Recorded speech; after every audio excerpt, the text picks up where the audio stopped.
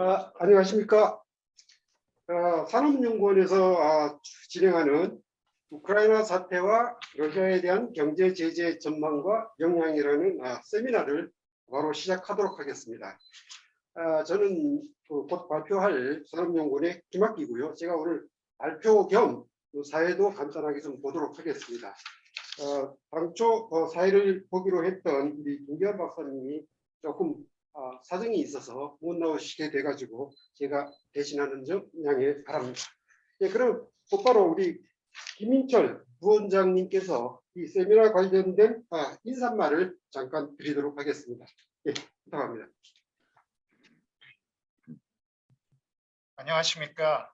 산업연구원 부원장 김인철입니다. 우크라이나 사태와 러시아에 대한 경제 제재 전망과 영향을 주제로 산업연구원이 개최하는 세미나에 참여해 주셔서 대단히 감사합니다. 아시다시피 지난 2월 24일 날 발발한 우크라이나 러시아 전쟁이 4주째로 접어들고 최근의 국제 정치와 글로벌 경제 산업에 미치는 부정적 영향이 계속 확대되고 있습니다. 국가 EU를 비롯한 각국의 대러시아 제재와 그에 대응한 러시아의 보복 제재가 확전 양상을 보이면서 우크라이나 러시아 전쟁의 전환뿐만 아니라 향후 글로벌 경제의 향방도 불투명해지고 있습니다. 3년째 지속 중인 코로나 팬데믹, 미국 중국 간의 패권 경쟁, 글로벌 가치 사슬 축소와 공급망 위기, 탄소 중립 등에 이은 우크라이나 러시아 전쟁은 글로벌 경제 산업에 강하게 통합되어 있는 한국의 경제 산업 금융에도 상당한 타격을 줄 우려가 있습니다. 산업연구원은 근본 세미나를 통해서 우크라이나 러시아 전쟁과 함께 전 세계적으로 진행 중인 경제 산업 전쟁의 동향과 향후 전망에 대해 점검하고 한국의 대응 방향에 대해 논의하고자 각계 전문가를 모셨습니다. 오늘 세미나에서 발표와 토론을 맡아주실 각 분야 전문가 여러분, 그리고 온오프라인으로 참여해 주신 청중 여러분, 세미나를 기획하고 준비해 주신 담당자분들께 다시 한번 감사의 말씀을 드립니다. 이 세미나에서 논의되는 내용이 현 상황과 그 이면의 의미를 정확히 파악하고 기업과 정부의 대응을 돕는 데 크게 일조하기를 기대합니다. 네, 감사합니다. 예, 감사합니다. 그 오늘 진행 순서에 간단하게 좀 설명을 드리면 발표는 3분이서 하고 토론도 3분이서 하게 됩니다.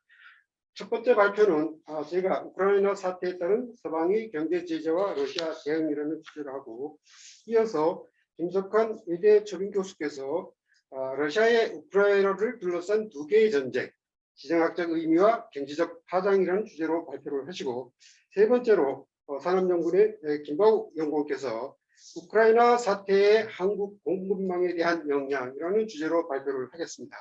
이어서 토론 분야에서는 조철 산업연구원 연구위원께서 한러 자동차 산업 협력에 대한 미치는 영향이라는 주제로 토론을 해주시고, 이어서 이훈창 부연구위원께서 한러 조선산업 협력에 미치는 영향이라는 주제로 토론해 주시고, 마지막으로 이문영 전 숭실대학교 교수께서 중러 중미 관계에 미치는 영향, 이런 주제로 토론을 해 주시겠습니다. 네, 그럼 먼저 제가 제일 먼저 발표를 진행하도록 하겠습니다. 제 발표 주제는 우크라이나 사태에 따른 서방의 경제 제재와 러시아의 대응 등에 대한 간략한 시사점이 주제가 되겠습니다. 그럼 바로 발표를 진행하겠습니다.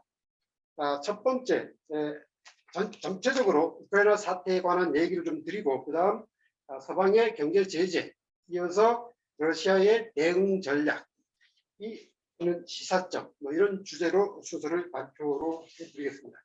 예, 첫 번째, 우크라이나 전쟁의 장기화가 가능할 거라고 예상이 됩니다. 러시아가 애당초 우크라이나, 소위 말해서 러시아 쪽에서 얘기하는 우크라이나 작전의 목적이 비무장화, 비나치화, 범죄자 처벌, 이런 걸 발표를 하고 전쟁에 돌입을 했습니다. 이런 주제 때문에 지금 진행되고 있는 러시아와 우크라이나 간의 평화협상 파결이 쉽지 않을 것으로 보입니다. 일부 러시아 쪽에서 얘기하는 것은 이 군사 목적이 완전히 달성될 때까지 계속 진행하겠다. 이런 걸 지속적으로 강조를 하고 있습니다. 협상할 준비는 되어 있지만 군사작전은 계속하고 끝까지 얘기하는 돈바스 학살자 책임 규명 같은 것을 끝까지 진행하겠다. 이런 주장입니다. 지금 계속 양국 간의 협상이 진행되고 있지만은 중립국화, 우크라이나 중립국 그리고 나토 가입 문제는 어느 정도 양측에서 약간 어느 타협점이 돼가는 모양입니다. 그런데 비무장화, 비나치화 문제는 전혀 양측의 타결 기미가 아직까지도 보이지 않는 걸로 알고 있습니다. 예를 들어서 비나치화 같은 경우는 러시아에서는 강하게 전쟁 초기부터 계속 주장하는 내용인데 우크라이나 쪽에서는 이미 자기들은 나치 체제가 아니다. 나치 관련된 사람들은 이미 다 바뀌었다. 이런 주장을 하고 있죠. 그런데 러시아 외무장관이나 푸틴 대통령도 아직까지도 최근까지도 전혀 아니다. 우크라이나 대통령은 나치 정권을 계속 유지 옹호하고 있다. 계속 지원하고 있다. 그리고 서방, 미국, EU 측에서도 계속 나치들에게 무기를 공급하고 있다. 이런 주장을 계속하고 있죠. 이 문제로 보면은 양국 간의 협상이 진짜 쉽지 않을 것으로 보입니다. 네, 다음 페이지입니다. 여기 간단하게 제가 지난번에 러시아 푸틴 대통령이 돈바스 특별 군사 작전이라는 이름으로 행했던 발언 내용을 조금 간추려 왔습니다. 보시면은 30년 동안 러시아가 나토 문제와 해결하려고 꾸준히 노력해 왔다. 그런데 소위 말해서 이런 망구도 제대로 된 대답을 안 했다. 심지어 무시하고 냉소적인 태도로 지속했다. 그리고 12월에 작년 12월이죠. 유럽 안전보장 나토 비확산 문제에 대해서 공식적인 얘기 루트를 통해서 여러 차례 제기를 했지만 이 문제에 대해서도 역시 서방 측에서는 공식적인 대응 조치를 안 하고 냉소적인 태도로 일관했다. 결국 보면 푸틴이 굉장히 화가 났다는 얘기죠. 그리고 나토는 자기들이 그 기존에 이 러시아 쪽으로의 나토 확장을 유지하기 위해서 우크라이나 쪽에서 있는 민족주의자들하고 나치주의자들에게 계속 지원을 하고 있다. 지난 8년 동안 돈바스에서 진행된 우크라이나 민족주의자들에 의한 돈바스에 살고 있는 소위 러시아 사람들, 많은 러시아 사람들을 학살하고 집단 학살하고 뭐 이런 것들을 계속 진행해 왔다. 이 서방에 대해서 여기에 대해서 계속 주장을 했는데도 서방 측에서도 무슨 집단 학살이냐 그런 거 없다라고 냉소주의로 계속 대응을 했죠. 이런 일련의 사태로 해가지고 푸틴이 굉장히 화가 나 있고 결국은 아무리 얘기를 해도 서방 측에서 제대로 된 대답을 안 했다. 우리 방법이라고는 결국 우리가 직접 나설 수밖에 없다. 그래서 결국은 침공하게 됐다. 이런 주장을 하고 있는 겁니다. 이런 사태를 보면은 지속적으로 양쪽 간의 이 협상이라는 게 사실 거리가 멀고 군사적으로 완전히 종료될 때까지 이 우크라이나 사태는 진전이 볼 수가 없지 않겠나 이런 생각이 듭니다. 다음 페이지입니다. 자, 미국, EU, 일본의 러시아에 대한 경제 제재입니다. 뭐 이미 여러 언론 보도에 따라서 계속 미국이나 EU, 일본, 호주, 캐나다 이런 쪽에서 나오고 있는 러시아에 대한 경제 제재가 계속 잘 보도가 되고 있습니다. 뭐 상세한 보도는 아니지만 대략적인 방향들은 계속 진행이 되고 있고 이게 문제는 아직까지도 서방의 경제 제재가 더 진행될 거라는 얘기죠. 아직까지도 완료되지도 않고 사태에 따라서 계속 더 확대되고 강도를 더해 간다는 겁니다. 초창기에는 이 우크라이나 사태에 나온 그 처음에 돈바스 이 공화국들 승인 문제가 터졌을 때만 해도 돈바스 한정돼 있는 뭐 투자 금지, 교역 금지 이 정도로 얘기를 했었는데 그리고 일부 사실상 한 5, 6년 동안 계속 진행되어 오던 러시아에 대한 미국이나 EU 측의 이 기술, 핵심 기술 분야, 군수산업 분야, 첨단 기술 분야 이런 데에 대한 제재는 사실 계속 진행되어 왔었습니다. 그런 쪽을 조금 더 강도를 가하는 방식으로 제재를 가했는데 이제는 시간이 지날수록 점점 러시아 무역 전반에 대한 은행 시스템 전반에 대한 심지어 미국 측의 발언에 따르면 러시아 경제를 와해시켜 버리겠다. 뭐 이 정도 강도를 두고 경제 제재를 계속해 나가는 걸로 있습니다. 문제는 러시아가 가지고 있는 이 에너지, 식량, 기타 원자재 이런 쪽에 대해서 제재를 가했을 경우, 특히 뭐 미국은 조금 덜하더라도 유럽 쪽에서 피해가 심각해질 수 있다. 그래서 추가적으로 나오는 경제 제재에 대해서는 이제 막바지 사실상 그 에너지 분야에 대한 제재 문제가 걸려 있는데, 여기에 대해서는 이미 영국이나 미국, 이쪽 국가들은 계속 에너지 분야도 제재를 가하자 이렇게 얘기를 나오고 있고, 독일, 프랑스, 뭐 일부 국가들, 러시아의 에너지에 많이 의존하고 있는 국가들은 에너지 문제는 지금 거론할 단계가 아니다. 그래서 지금 이미 상당히 그 EU 내부에서도 논란이 되고 있고, 앞으로 점점 논란이 심해질 걸로 그런 상황입니다. 심지어 폴란드 총리는 얼마 전에 어떻게인가 러시아와의 무역 금지, 전면적인 무역 금지를 해야 된다, 이런 주장도 하고 있는 상황입니다. 이게 어디까지 갈지는 앞으로 이 러시아 우크라이나 사태 전개, 그리고 EU나 미국 쪽에 사실상 미국이 어느 정도 이 방향을 제시하고 있는 그런 단계인데, 그쪽에서 나오는 이 방향에 따라서 강도가 더해질 수도 있고, 아니면은 러시아와 우크라이나 간의 협상에 따라서 조금 진전을 볼 수도 있는 그런 상황입니다. 오늘 아침 뉴스가 있었죠. 우크라이나 대통령이 러시아하고 협상은 가능하다. 그렇지만 돈바스하고 크림 쪽 이런 문제에 대해서 국민투표에도 붙일 수 있다라고 이제 국민투표 얘기가 처음 나왔습니다. 그리고는 사실상 러시아가 요구하는 이 최후 통첩, 사실상 아마 구체적인 얘기는 안 나왔는데 완전히 사실상 항복하라, 이런 요구에 대해서는 저희가 절대 용납할 수가 없다, 이런 주장을 오늘 아침에도 했습니다.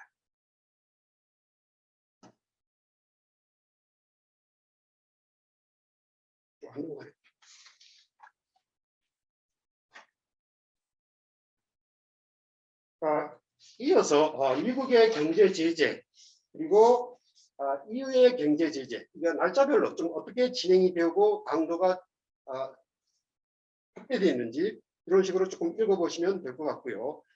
최근 들어서 방금 얘기 드린 에너지 분야 무역 통제까지 얘기들이 진행되고 있습니다. 재미있는 것들은 뭐 사치품 공급 수출 금지 이런 얘기도 있는데, 40만 원 되는 뭐 와인, 시가, 향수, 핸드백 뭐 이런 쪽에서 수출 금지를 하고, 또 가전제품 같은 경우는 약 100만 원 상당에서 제재를 가하고, 자동차 같은 경우는 한 6,700만 원짜리 이상 자동차에 대해서는 금지를 하고 그러고 있는 상황입니다. 그리고 러시아 고객들에 대한 신용평가 중지, 그리고 또 중요한 게 지난 4차 EU 제재 패키지에서 나온 건데, 러시아 국영기업들하고 모든 종류의 거래를 금지하겠다, 이런 거 발표가 됐습니다. 이게 사실 논란이 되고 있는 건데, 결과적으로 보면 러시아 사실 그 국영기업들이 좌지우지하는 티타늄, 알루미늄, 구리, 니켈, 팔라디움 이런 러시아의 핵심 원자재에 대해서 거래가 금지되는 그런 효과가 나타나고 있는 거죠. 이미 사실상 연료 부분까지도 거래가 단절되고 있는 그런 상황입니다. 그래서 앞으로 추가적인 뭐 5차, 6차, 뭐 7차까지 가려는지 모르겠지만, 이 추가 제재들이 아직까지는 나오지는 않았지만 사실 4차 제재까지만 해도 거의 모든 분야에 대한 제재가 진행되고 있다, 이렇게 보는 게 좀 잘 알다시피 뭐 국제 무역 교역 거래 같은 뭐 단절되고, 중앙은행 제재, 뭐 심지어 디폴트 문제하고 연결되어 있는 러시아 애완보유고 동결, 뭐 이런 것들은 이미 우리 언론에서도 많이 나와서 잘 아시리라 생각을 합니다.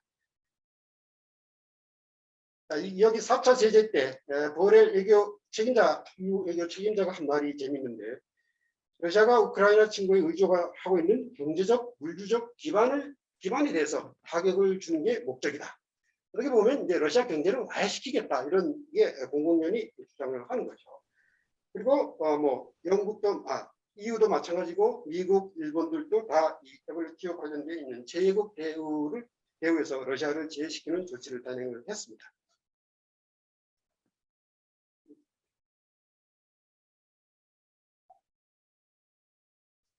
EU 제재 그리고 또 샘플로 제가 일본의 경제 제재에 대해서 좀 간단하게 정리를 했는데 일본도 마찬가지입니다. 처음에 2월 23일에서는 미국이나 EU에서 했던 것처럼 조금 일부 분야에 대해서 제재를 가했고 3월 15일에 미국이 강화를 시키니까 일본에서도 더 많은 제재를 했죠.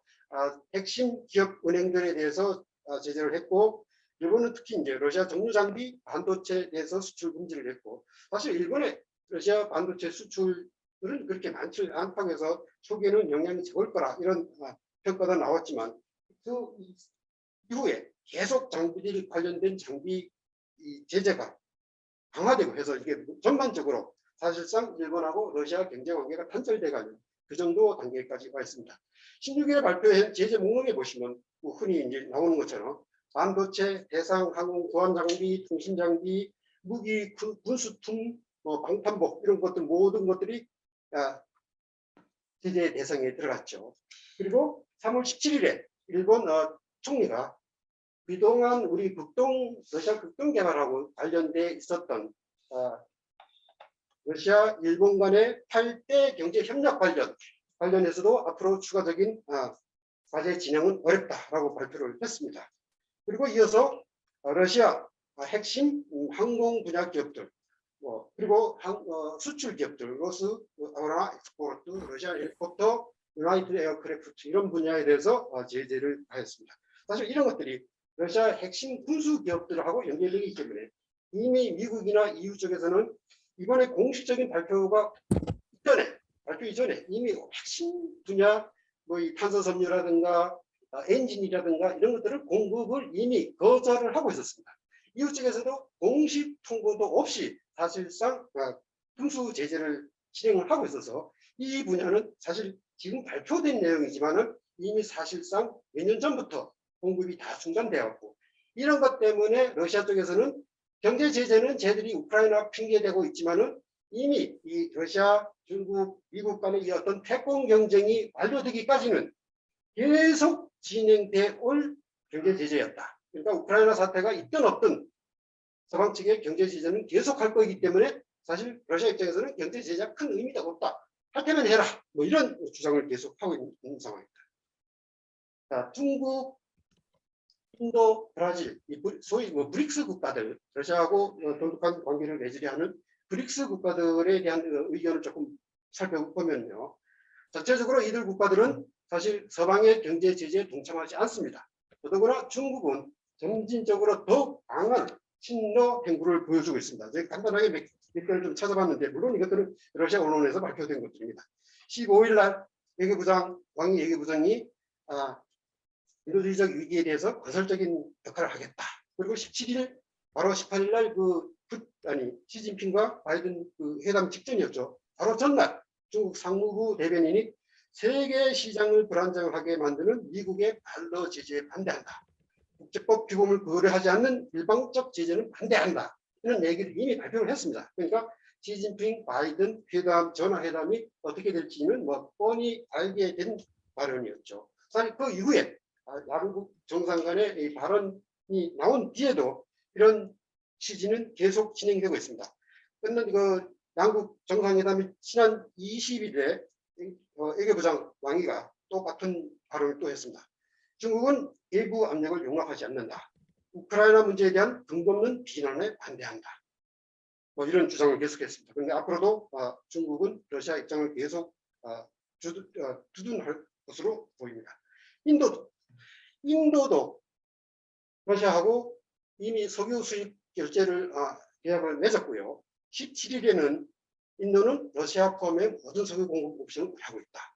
그리고 루블과 루피 결제를 통해서 달러가 개입되지 않은 루블과 루피 다이렉트 결제를 통해서 진행을 하겠다. 이런 발언도 했고 사실 이 문제가 중국, 러시아, 인도 측에서 얘기하는 반달러 시스템 구축 이 주장하고 오랜 동안 진행되어 오는 이 주장들이 조금씩 이번 계기로 좀 확산돼가는 그런 양상을 좀 보입니다. 이걸로 관련해서도 미국에서도 조금 말들이 많이 나옵니다. 이번 사태로 계기로 해서 달러 시스템이 상당히 타격을 받을 거다. 이런 얘기도 있고 그렇지만 미국이 공식적으로는 까딱없다. 이거 가지고는 뭐 전혀 흔들리는 없다. 이런 얘기도 지금 하고 있습니다. 브라질도 며칠 전에 이 우크라이나 사태 나기 전 16일이었죠. 브라질 대통령도 모스크바를 방문을 했었는데 그때 핵잠수함 프로젝트를 미국이 거부를 해서 러시아 쪽에 요청하는 얘기가 흘러나오고 있습니다. 그리고 17일에는 우크라이나 사태 이후에죠. 우크라이나 사태에 관련해서 러시아를 비난하지 않는다는 발언을 했습니다. 이걸로 보면 사실 세계의 이 거대 국가들, 중국, 브라질, 인도가 러시아 편이기 때문에 사실 서방 미국이나 EU 쪽에서 러시아 압박을 가하면 가할수록 쪽 국가들은 반대가 심해지고 결국은 세계가 양 패권 국가들 간에 완전히 어떻게 뭐라 표현해야 될까요? 완전히 패권 싸움이 점점 더 강화해가는 그런 상황이 되는 것으로 예상됩니다. 자, 서양 경제에 대한 영향도 간단하게 나오고 있습니다.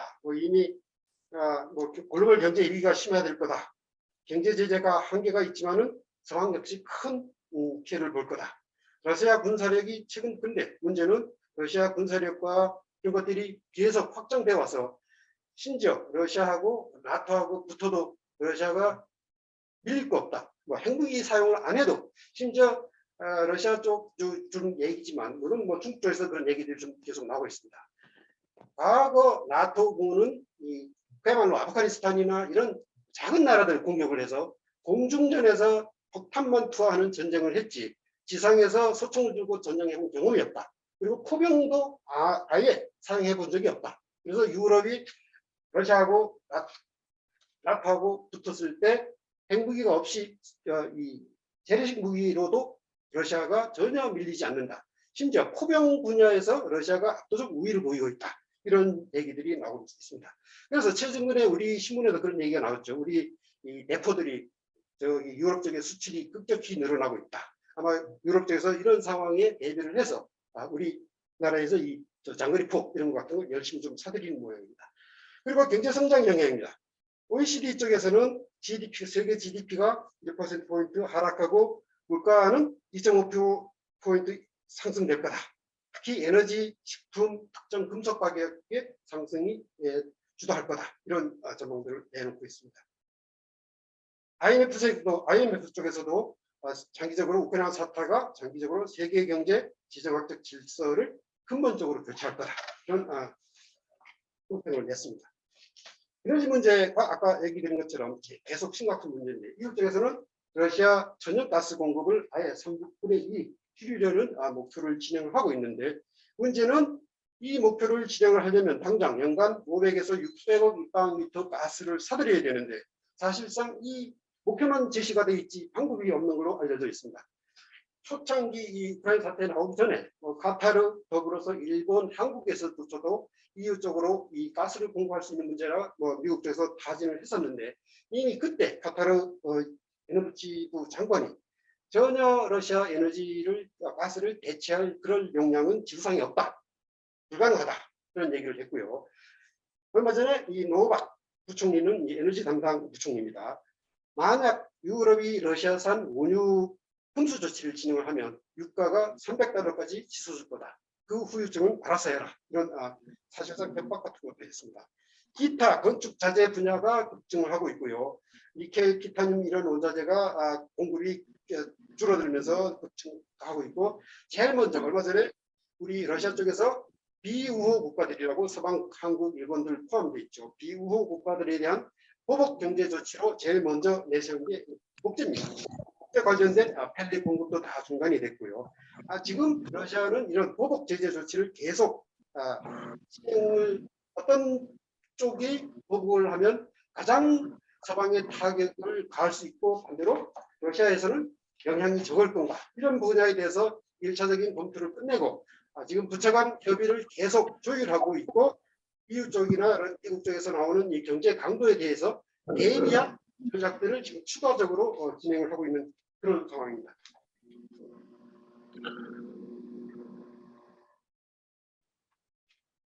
자, 문제는 이제 추가적으로 식품 가격 인상이 되고 특히 아프리카, 중동 국가들이 러시아 공군에 많이 의존을 하는 이쪽 국가들이 식량 위기가 이미 금년 하반기부터 닥칠 거라 세계적인 문제가 될 거라는 주장도 있고요.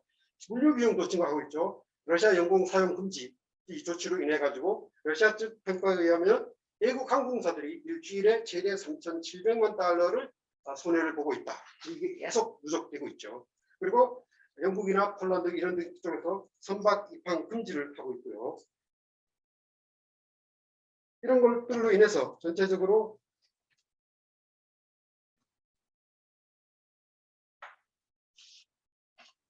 세계 경제 구조에 큰 변화가 있을 거다라는 얘기입니다. 이런 조치들 때문에 미국, EU 등에서는 내부 비판 목소리도 나오고 있습니다. 인플레이션 얘기는 물론이고 소득 불평등도 심화시킬 거다. 그래서 사실 이 폭스 뉴스 쪽에서 이제 자주 나오는데 트럼프 지지하는 언론사죠. 그러다 보니까 지금 이 바이든 정책이 잘못됐다는 쪽으로 계속 언론은 보도를 내놓고 있습니다. 뭐 그런 거지만은 또 크게 지금 경제 제재하고 벗어난 그런 얘기는 아닌 것 같습니다. 유럽 쪽에서도 경제 탈러시아 따른 물가 상승, 인플레이션 대책을 강구해야 된다는 얘기들이 계속 나오고 있고, 심지어 얼마 전에 영국 노동당 출신 이 갤로웨이라는 의원은 러시아에 대한 미국 정책이 결국은 미국을 조기 쇠퇴로 이끌어갈 것이다 라는 주장까지 내놨습니다. 자, 이런 서방의 경제 제재에 따라서 러시아가 어떻게 대응을 하고 있는지 간단하게 까막까막하게 설명을 좀 드리겠습니다. 이 러시아는 지난 3월 10일 날 푸틴 통과한 러시아 정부의 경제정책 대응책을 냈었고요. 러시아 여기서 나온 발언이 이제 이미 러시아는 일반적인 전쟁뿐만 아니라 대전적 경제적 전쟁을 하고 있다라는 얘기고, 그러니까 결국 러시아 대응책들이 사실 전시 경제 체제에 돌아가면서 대응책을 내놓고 있는 그런 식이죠.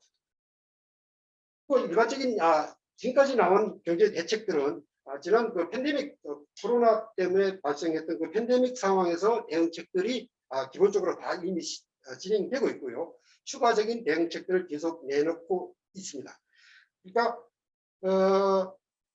추가적으로 내놓은 대응책들은 지금 러시아 정부에서 계속 조율을 하고 있고, 이 상황 악화에 따라서 그때그때에 대한 이 처방들을 계속 내놓겠다, 이런 취지로 진행하고 있습니다.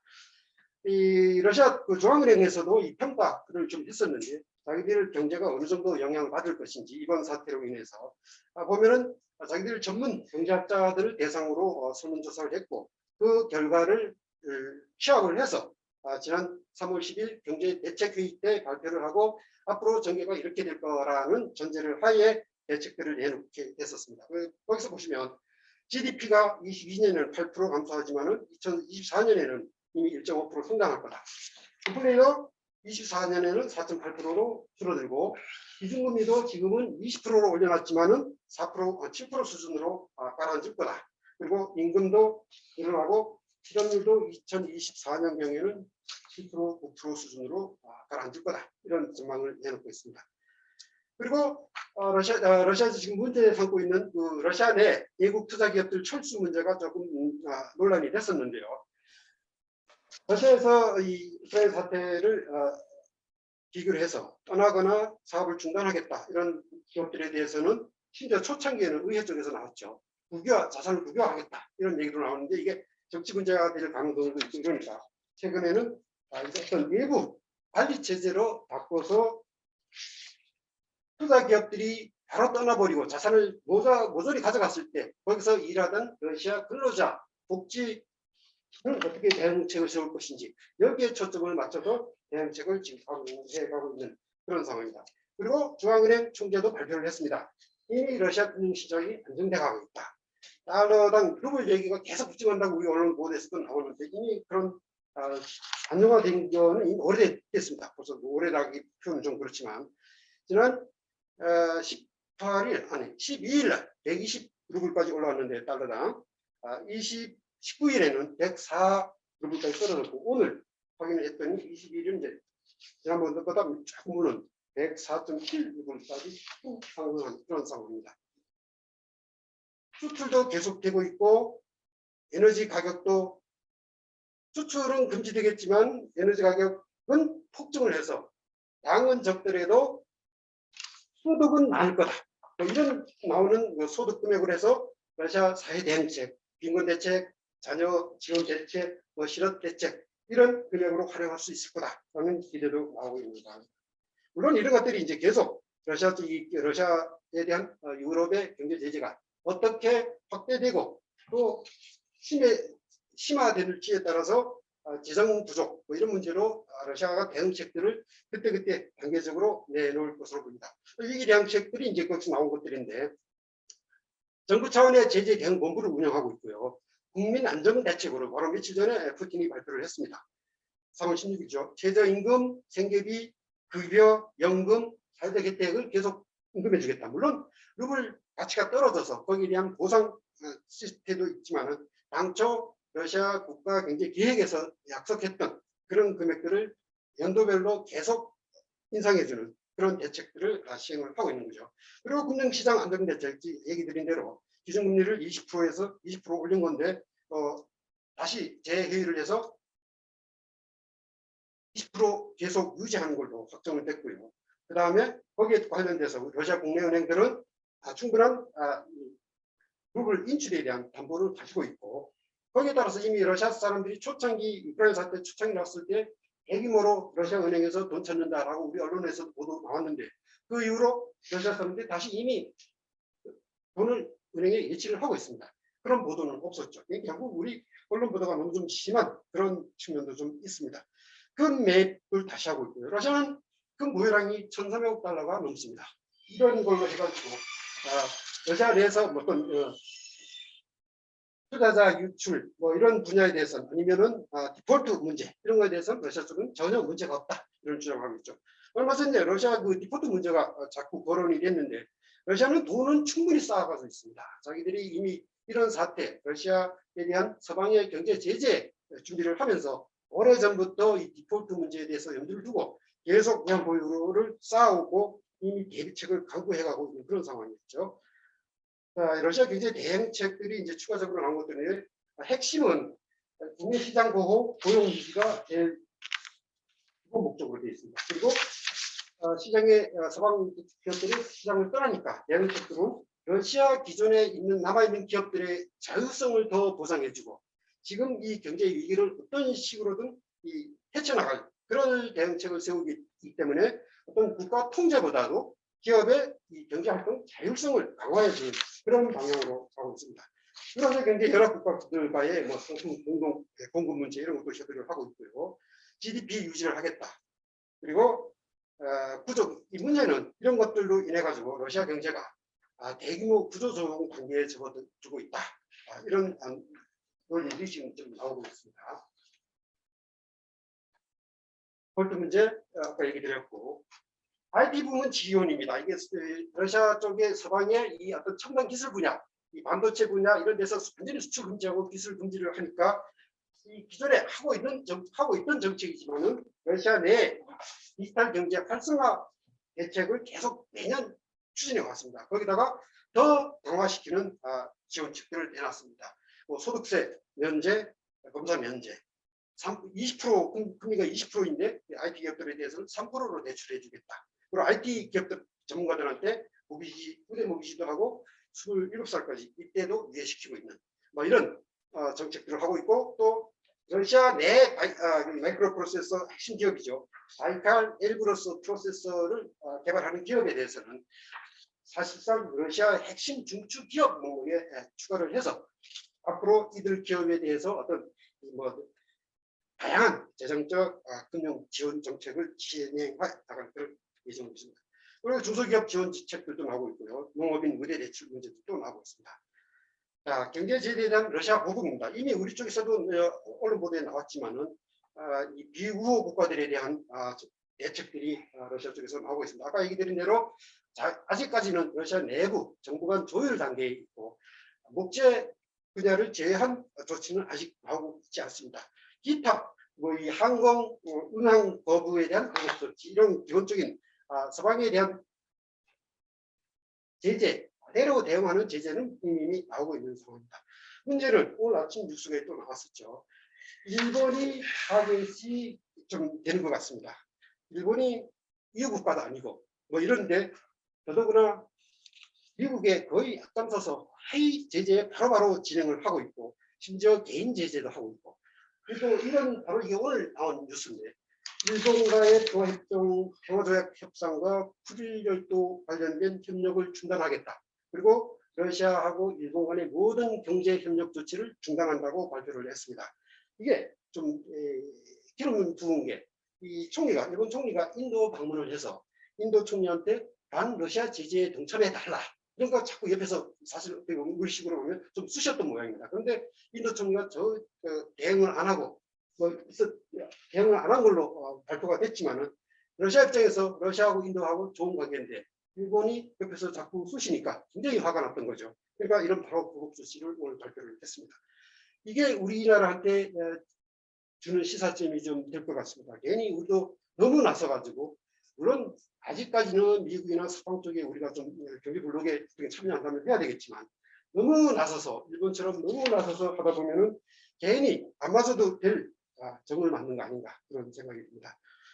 자 이런 상황입니다. 그러니까 우리 대응책들이라는 거는 앞으로 어떤 이 서방과 러시아 간의 패권 싸움 속에서 우리가 어떻게 헤쳐나가야 될지 진지한 검토를 하고 장기 정책을 내세워서 해 나가야 되지 않을까. 제가 보기에 우크라이나 전쟁이 뭐 1년이 되든 몇 개월이 되든 끝난다 해도 이 러시아 미국 간의 패권 전쟁은 끝나지 않습니다. 패권 전쟁이 끝나지 않는다는 것은 러시아에 대한 첨단 기술 분야, 에너지 분야, 러시아가 부자가 될 수 있는 부분에 대한 경제 제재는 계속될 겁니다. 그것에 대해서도 우리한테도 계속 압력이 들어올 거고요. 러시아하고 거래 중단해라. 러시아하고 무슨 뭐 첨단 기술 분야 협력 중단해라. 이런 압력이 계속 들어올 거기 때문에 우리가 장기적으로 어떻게 헤쳐나가야 될지 곰곰이 잘 검토를 해서 대응해 나가야 될 것 같습니다. 이에 대한 어떤 대응책이 딱히 없지만은 이 연구 분야, 학술 분야, 인적 스포츠 분야 이런 것들은 이 모든 게 단절되어 있지만은 심지어 비행기까지 단절되어 있지만은 계속 이런 부분에 대해서는 협력 유지를 해서 10년이 되든 20년이 되든 그 위에 러시아하고 우리는 어차피 이웃 국가들하고 같이 살아야 되기 때문에 대응책을 강구해 나가야 됩니다. 요 같이 시사되는 부분이 프랑스 대통령이 발언입니다. 3월 7일 날. 물론 대통령 그 선거 유세 때 나온 발언이지만 여기 보면 우리는 러시아 미워하는 거 아니다. 우리는 러시아하고 계속 유지를 해야 된다. 밉지만 대화는 계속 해야 된다. 그리고 결과적으로 기술 커뮤니티, 비정부 조직, 문화, 과학계 대표들이 도움을 받아서 계속 프랑스하고 러시아 간의 교류는 계속 진행해서 끈을 놓지 말아야 된다라는 주장을 했습니다. 이게 우리한테 주는 시사점이 될 것 같습니다. 네, 감사합니다. 여기까지입니다. 제가 많은 시간을 좀 소비를 했네요. 감사합니다. 네, 이어서 우리 김석환 교수께서 러시아와 우크라이나와 둘러싼 두 개의 전쟁, 사실 지정적 의미와 경제적 전쟁, 그런 주제로 발표를 해주시겠습니다. 외부에서 발표를 하시는 기 때문에 조금 진행에 조금 어려움이 있더라도 금방 문제가 없을 거리라 생각하시고 계속 강연을 좀 지켜봐 주시기를 바랍니다.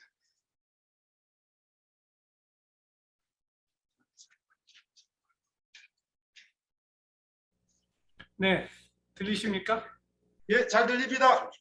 네, 감사합니다. 그러면 화면 공유의 첫 페이지를 좀 올려주시죠. 예, 바로 나왔습니다. 잠깐만요. 네. 잠깐만요.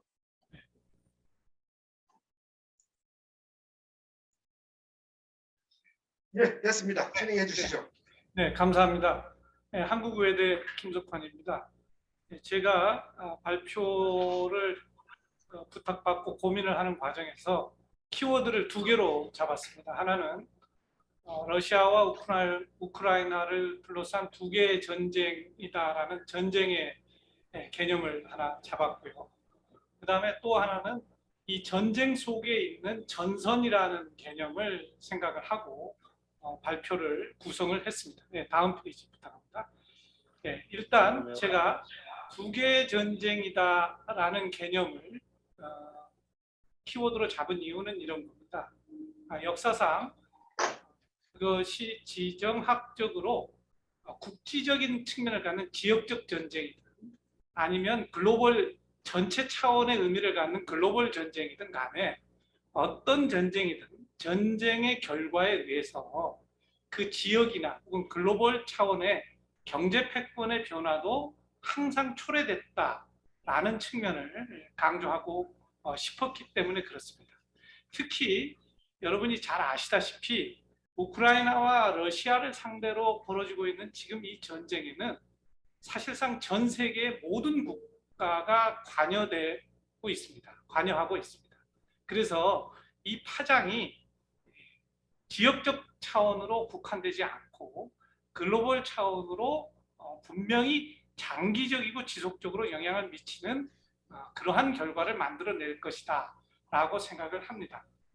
이유는 여러 가지가 있습니다. 지금 현재 냉전이 종식된 이후 그리고 2차 세계대전이 종식된 이후에 핵무기를 가지고 있고 유엔 안보리 상임이사국이고 전 세계 주요한 핵심 상품, 소위 말해서 글로벌 밸류 체인에 있어서 전방 참여를 보장하는 굉장히 중요한 전략적 상품 자원들, 에너지라든가 금속이라든가 또 그 이외에 여러 가지 핵심적인 자원들을 안정적으로 공급한 공급국을 상대로 한 이러한 형태의 전 세계적인 규모의 경제 전쟁은 없었습니다. 이 이전에 있었던 아프가니스탄 전쟁이라든가 또 이란을 상대로 한 경제 제재라든가 이러한 부분들은 굉장히 중요한 형태의 의미를 갖는 전쟁인 건 틀림없었지만 그들 국가의 전쟁을 국지적으로나 혹은 지역적 차원으로 가둬둘 수 있을 정도의 충분한 버퍼존이 있었습니다. 예를 들어서 이란의 원유가 국제시장에 참여하지 않더라도 러시아나 사우디가 그리고 오펙 혹은 오펙 플러스가 증산을 할 경우에 이것을 안정적으로 커버해낼 수가 있었고요. 또 쉐일이라든가 이런 기술적 발전에 의해서 이러한 부분들이 어느 정도 보완이 가능했었습니다. 그런데 지금 현재 러시아를 상대로 한 다양한 형태의 전쟁과 전선에서 만약에 우리가 생각하는 최악의 시나리오들이 겹쳐서 복합적으로 사태가 진전이 된다면 그것은 우리가 예측하지 못하는 엄청난 복합 위기를 세계 경제 전체에 가져오고 또 글로벌 체제 전체에 가져올 가능성이 굉장히 큽니다. 그래서 지금 현재 우크라이나와 러시아를 둘러싼 전쟁이 어떤 구조적 모습을 가지고 있는지 그 모습부터 먼저 보도록 하겠습니다. 다음 슬라이드 부탁합니다. 지금 현재 지정학 전쟁과 관련해서 본다면 가장 크게 보면 이렇습니다. 미국과 G7 그리고 EU 27이 중심이 돼서 러시아를 상대로 지정학 전쟁을 하고 있습니다. 또 이 지정학 전쟁에 관련돼서는 세 개의 전선이 형성이 되어 있는데요. 하나는 우크라이나 땅 내부를 놓고 러시아와 우크라이나가 재래식 전쟁을 하고 있는 것이고요. 또 다른 하나의 전선은 우크라이나 국경 바로 접해 있는 나토의 마지막 경계선을 놓고 나토 국경을 접점으로 해서 러시아와 나토가 대립하고 있는 모습을 보여주고 있고요. 그 다음에 또 하나의 전선은 뭐냐면 러시아와 미국 그리고 혹은 러시아와 중국과 함께 세계의 글로벌 패권을 놓고 미국과 나토를 앞세운 지난 20여 년의 일종의 패권주의에 저항하는 형태의 전쟁의 전선이 형성되어 있습니다. 이 전선의 가장 바깥에 있는 패권적 모습이 보여진 것은 지난 3월 2일에 있었던 유엔 총회의 결의안입니다. 대러 비난 결의안에 세계 190개 국가 이상이 참여를 했죠. 여러분이 아시다시피 거기에 있어서 찬성은 141개국이 있습니다. 그러니까 141개국이 러시아와 소위 말하는 수종주의 세력들에 대해서 반대 의견을 명확하게 합니다. 가장 큰 전선의 바깥에서 반러적인 느낌을 보여주는 비난에 대해서는 141개국이 찬성을 했고 기권을 하거나 반대한 국가들이 40개국, 그리고 불참한 국가가 12개입니다. 그런데 만약에 우리가 이 전선, 비난의 전선의 부분을 떼어놓고 본다면, 국가적으로 지역적으로 놓고 본다면 경제적인 측면에 있어서 경제 제재에 참여하는 국가의 수를 볼 필요가 있어요.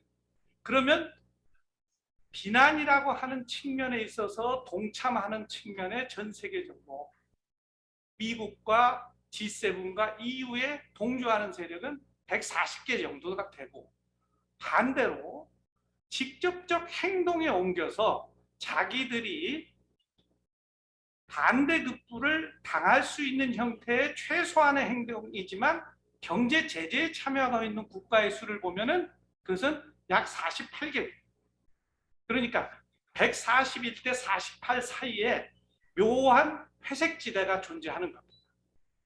그래서 이 141과 48 사이에 있는 이 두 개의 어떤 회색지대의 중간지대에 있는 국가들이 어떠한 모습을 보여주느냐 혹은 어떠한 영향을 받느냐에 따라서 우크라이나와 러시아 간의 전쟁이 끝난 이후에 글로벌 경제 시스템, 그리고 일종의 패권적 구도라고 할 수 있는 지정학적 시스템이 새롭게 재편될 것이다 라고 우리가 예측해 볼 수가 있습니다.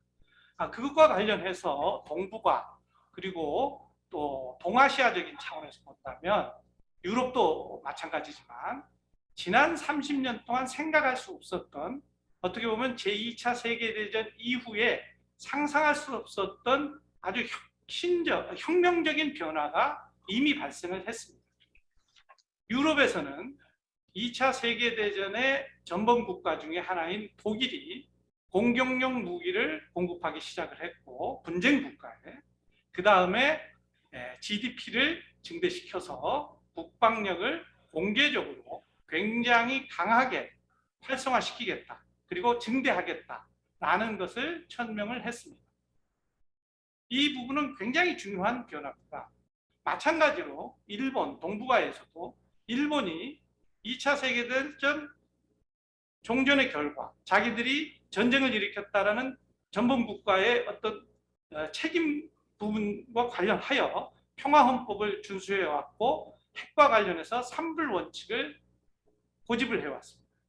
그런데 지금 현재 우크라이나 사태 이후로 일본이 이 핵 관련 3불 원칙을 일부 수정하자라는 내부적인 논쟁이 있을 정도로 상당히 많은 군사 전략적인 차원에 있어서의 강경론 쪽으로 회고 점점 돌아가고 있고요. 또 일본 내에서 지금 현재 쿼드라든가 이 여러 가지 형태의 글로벌 체제에 대한 관여의 부분을 상당히 강하게 표출을 하고 있습니다. 또 마찬가지로 북한도 이번 전쟁의 결과에 있어서 러시아가 핵 보유국으로서 보여주고 있는 핵무기를 직접 사용하든 사용하지 않든 간에 핵무기의 이 어떤 유용성을 확인을 했기 때문에 핵무기 포기를 더욱더 우리가 참 끌어내기가 어려울 정도로 핵에 대한 집착이 더 강해지는 그러한 형태의 변환이 이미 나타났습니다. 이러한 변화에 대해서 당연히 중국과 러시아도 대응을 할 겁니다. 유럽의 경우를 들자면 벨라루스를 통해서 러시아가 핵무기 전진 배치를 시도를 할 수 있게끔 벨라루스의 헌법과 관련법을 개정을 하고, 이런 식으로 해서 지금 지난 30년 동안 냉전이 종식된 이후에 전 세계에 형성됐던 상호 의존과 신뢰에 기초했던, 그리고 그것에 의해서 소련권 국가들이 글로벌 경제체제의 전방 참여의 안정적 공급자로서 기능했던 모든 시스템이 굉장히 위기에 처하는 그러한 상황에 부딪히게 됐습니다. 다음 슬라이드 좀 보여주십시오. 네, 지금 이 그림은 생션에 참여한 국가와 그 다음에 오른쪽은 대러 비난 결의안에 참여한 국가를 지리적으로 분포를 보여드리는 겁니다. 여기서 오른쪽에 노란색 그림이 러시아에 대해서 비난 결의안에 찬성한 국가들의 숫자입니다. 반대로 왼쪽에 붉은색 그림들은 대러 경제 제재에 참여한 국가들입니다. 그러니까 오른쪽과 왼쪽을 보면 확연한 차이를 여러분이 느끼실 수가 있을 겁니다. 직접 행동에 참여한 국가다라고 한다면 G7과 유럽의 27개국, 유럽에서 지금 현재 전쟁이 벌어지고 있으니까요. 그리고 아시아의 일부 선진국, 또 호주, 뭐 이런 정도입니다. 그러니까 중동의 국가, 아프리카 국가, 생션에 참여하지 않았습니다. EAEU 국가들 참여하지 않았습니다. 브릭스 국가들 참여하지 않았습니다. 그러니까 우리가 직접적인 지정학적 충돌을 가져오는 물리적인 충돌이 아닌 경제 제재라는 측면만 놓고 보더라도 브릭스와 EAEU와 중동과 아프리카 국가들이 또 중남미의 많은 국가들이 경제 제재에 참여하지는 않고 있습니다. 이 말은 앞으로 현재 벌어지고 있는 전 세계 공급망 재편의 문제 혹은 경제에 있어서 하나의 지역 블록화의 문제, 세계적인 블록화의 문제에 대해서 우리에게 굉장히 많은 시사점을 준다고 할 수 있겠습니다. 다음 슬라이드 부탁합니다. 아시아 태평양 국가들을 대러 비난 결의안 참석할 때 놓고 보면 아세안도 갈라져 있고 아시아도 갈라져 있다는 것을 알 수가 있습니다. 찬성을 표한 국가들도 있지만 반대를 하거나 기권을 한 국가들의 숫자도 전체 국가 숫자로 봤을 때 만만치가 않습니다. 여기에 중국과 인도라는 경제의 규모, 또 중국을 중심으로 형성되고 있는 지역 경제의 가치 사슬, 이런 측면, 또 인도가 담당하고 있는 측면, 이렇게 놓고 본다면 지금 현재 동북아에 있어서 한국과 일본이 이번 생션뿐만 아니라 향후에 미국이 혹은 서유럽이 혹은 선진국이 혹은 민주주의 진영 국가가 중국과 러시아를 배제한 형태의 클린 공급망 네트워크라든가 아시아 태평양 경제 프레임워크 같은 것을 만들려고 할 때 얼마나 중요한 핵심적 가치를 갖고 있는가라는 것을 보여준다고 할 수 있겠습니다. 그러니까 한국과 일본의 전략적 가치가 우리가 스퀴징 되는 부분도 있지만 전략적 가치가 굉장히 높다라는 것을 보여주는 겁니다. 네, 다음 슬라이드를 보시겠습니다.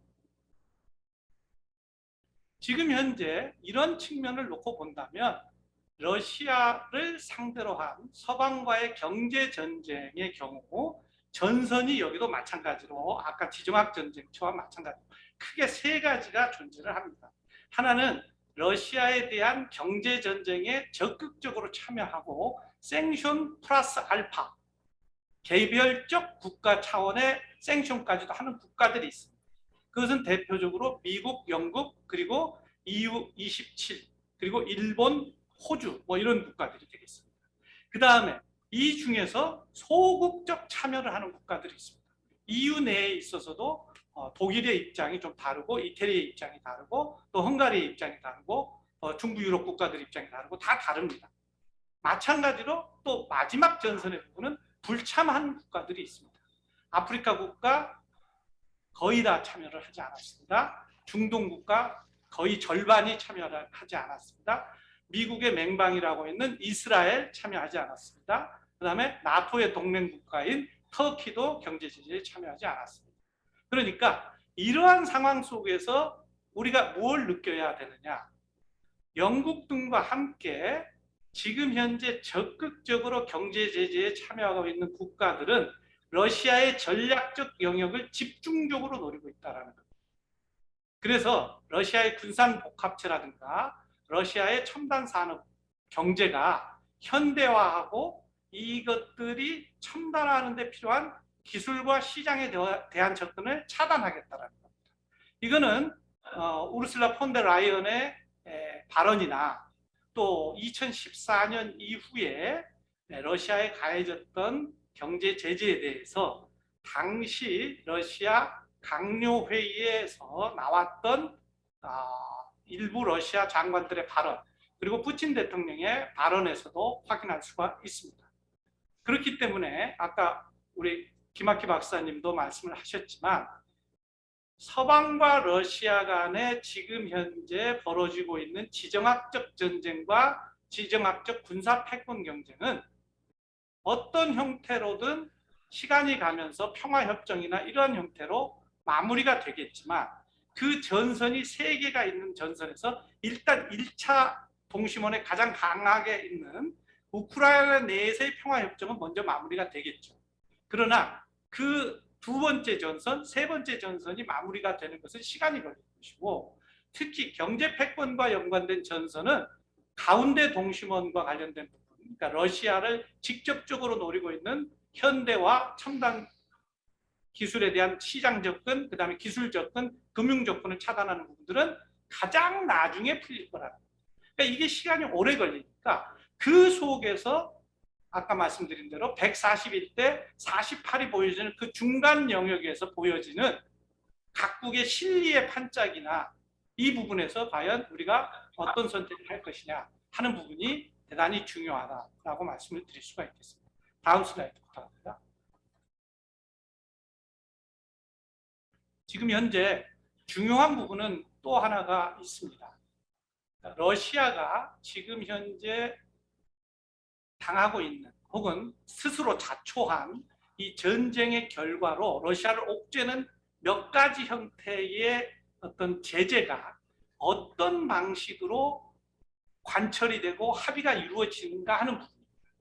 이 부분은 미국이 바이든 행정부 들어서 이후에 또 그 이전에 트럼프 때도 비슷했습니다만은 이후에 추진하고 있는 새로운 형태의 국제 합의 방식과 연관이 있다는 것이 저의 생각입니다.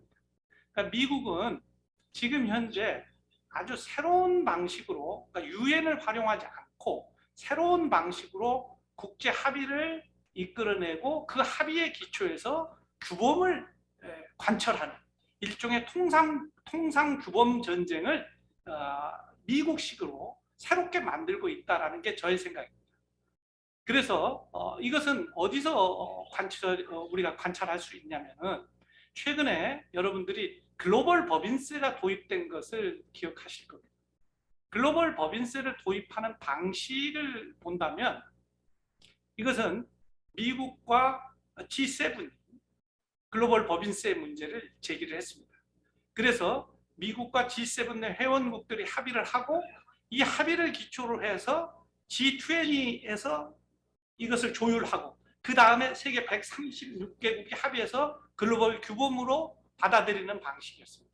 이 방식은 지금 현재 중국이나 러시아나 많은 국가들이 얘기하는 다자주의 형태의 방식과는 다른 형태입니다. 다자주의 형태로 새로운 형태의 변화된 환경에 적응하는 규범을 만드는데 굉장히 어려움을 겪는 게 사실입니다. 대표적인 게 도하 라운드 같은 것이라고 할 수 있겠습니다. 도하 라운드 같은 경우는 20년 이상 지금 현재 WTO 체제 내에서 여러 형태로 시도가 됐지만 계속 표류를 하고 있는데 이러한 상태에서 변화된 환경에 적응하는 새로운 형태의 규범을 만드는데 미국이 지금 글로벌 법인세 만든 것처럼 미국과 G7 그리고 G20이 그 이후 세계를 확장시키는 이런 방식의 패스트 트랙을 도입을 했습니다.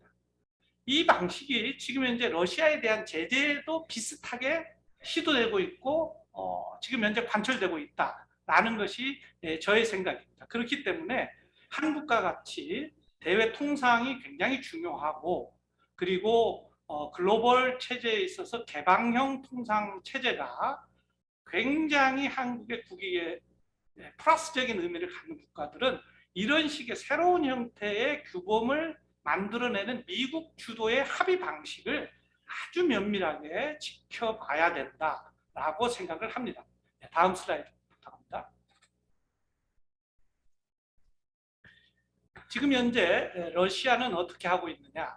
아까 보여드린 그 그림처럼 지정학 전쟁에 대한 대응은 중국과 러시아의 연대를 아주 특별히 강화하고 그 다음에 브릭스 국가들과의 연대로 대응을 하고 있습니다. 그래서 이 브릭스 국가들이 제재에 전부 참여하지 않았던 것이 상징하듯이 이 제재 참여 안 하는 것 플러스 알파의 중재의 압력을 증대시킬 때 이 브릭스 국가들의 힘을 활용하려고 하는 것 같습니다. 그래서 이제 최근에 인도를 놓고 미국, 일본, 그리고 유럽과 러시아, 중국, 그리고 또 다른 뭐라 그럴까요? 러시아에 대해서 좀 더 우호적이거나 한 국가들이 상당히 영향력을 행사하려고 하는 그러한 모습들을 보여주고 있습니다. 그리고 이 과정에서 또 한 가지 보여지는 것은 러시아가 상황이 정말로 악화되고 정말 이 나토와의 더 강한 형태의 긴장이 조성되고 전선이 축소되는 것이 아니고 확장이 되는 조짐이 보일 경우에는 또 다른 형태의 지정학 전략을 쓸 가능성이 있습니다. 그럴 경우에 유럽에서는 러시아가 영향력을 행사하고 있는 트란스니에스트라든지 그 다음에 뭐 여러 형태의 분쟁 지역들도 있죠. 그러나 그것보다도 더 중요한 것은 세르비아와 보스니아 사이에 있었던 그 전쟁의 악몽이 되살아날 가능성이 있습니다. 코소보를 중심으로 한 보스니아가 굉장히 혼란에 빠질 가능성도 있고요. 또 반면에 동북아의 경우는 지금 현재 북한에 대한 러시아와 중국의 전략적 지지가 훨씬 더 강화될 가능성이 있습니다. 그렇기 때문에 이 부분에 대해서도 우리가 굉장히 미묘한 변화를 아주 면밀하게 관찰해 볼 필요가 있습니다. 경제전쟁에 대한 대응은 러시아가 하는 원칙은 세 가지입니다. 하나는 수입 대체 정책, 두 번째는 주권적 기술 개발 정책, 그 다음에 세 번째는 공급망 다변화 정책입니다. 그래서 여기에서도 역시 브릭스, EAU, 그 다음에 RIC라고 하는 러시아, 인도, 중국 삼각연대의 강화 이런 부분일 것입니다. 그러니까 수입 대체 정책이나 기술 주권 정책 그리고 유라시아 경제벨트 강화, 이란 같은 국가까지 포함을 하고 여기에 에너지 공급망 같은 경우는 러시아, 이란, 오펙 플러스가 일종의 뭐라 그럴까요? 공급망 부분과 관련해서 나름대로의 느슨한 형태의 합의를 이룩해낸다면 글로벌 경제에 주는 파장은 지금 생각하는 것보다 훨씬 더 커질 수가 있다라고 할 수 있겠습니다. 다음 슬라이드 부탁합니다. 네. 그러나 전략이라는 것은 항상 현실과 충돌하고 계획대로 되는 것이 아닙니다. 서방의 러시아에 대한 시장이나 금융기술 접근 차단 정책도 서방의 부메랑 효과를 불러올 수밖에 없고 글로벌 파장이 불가피합니다. 유럽이나 글로벌 사회 전체의 인플레와 공급망 교란을 가져올 수밖에 없고요.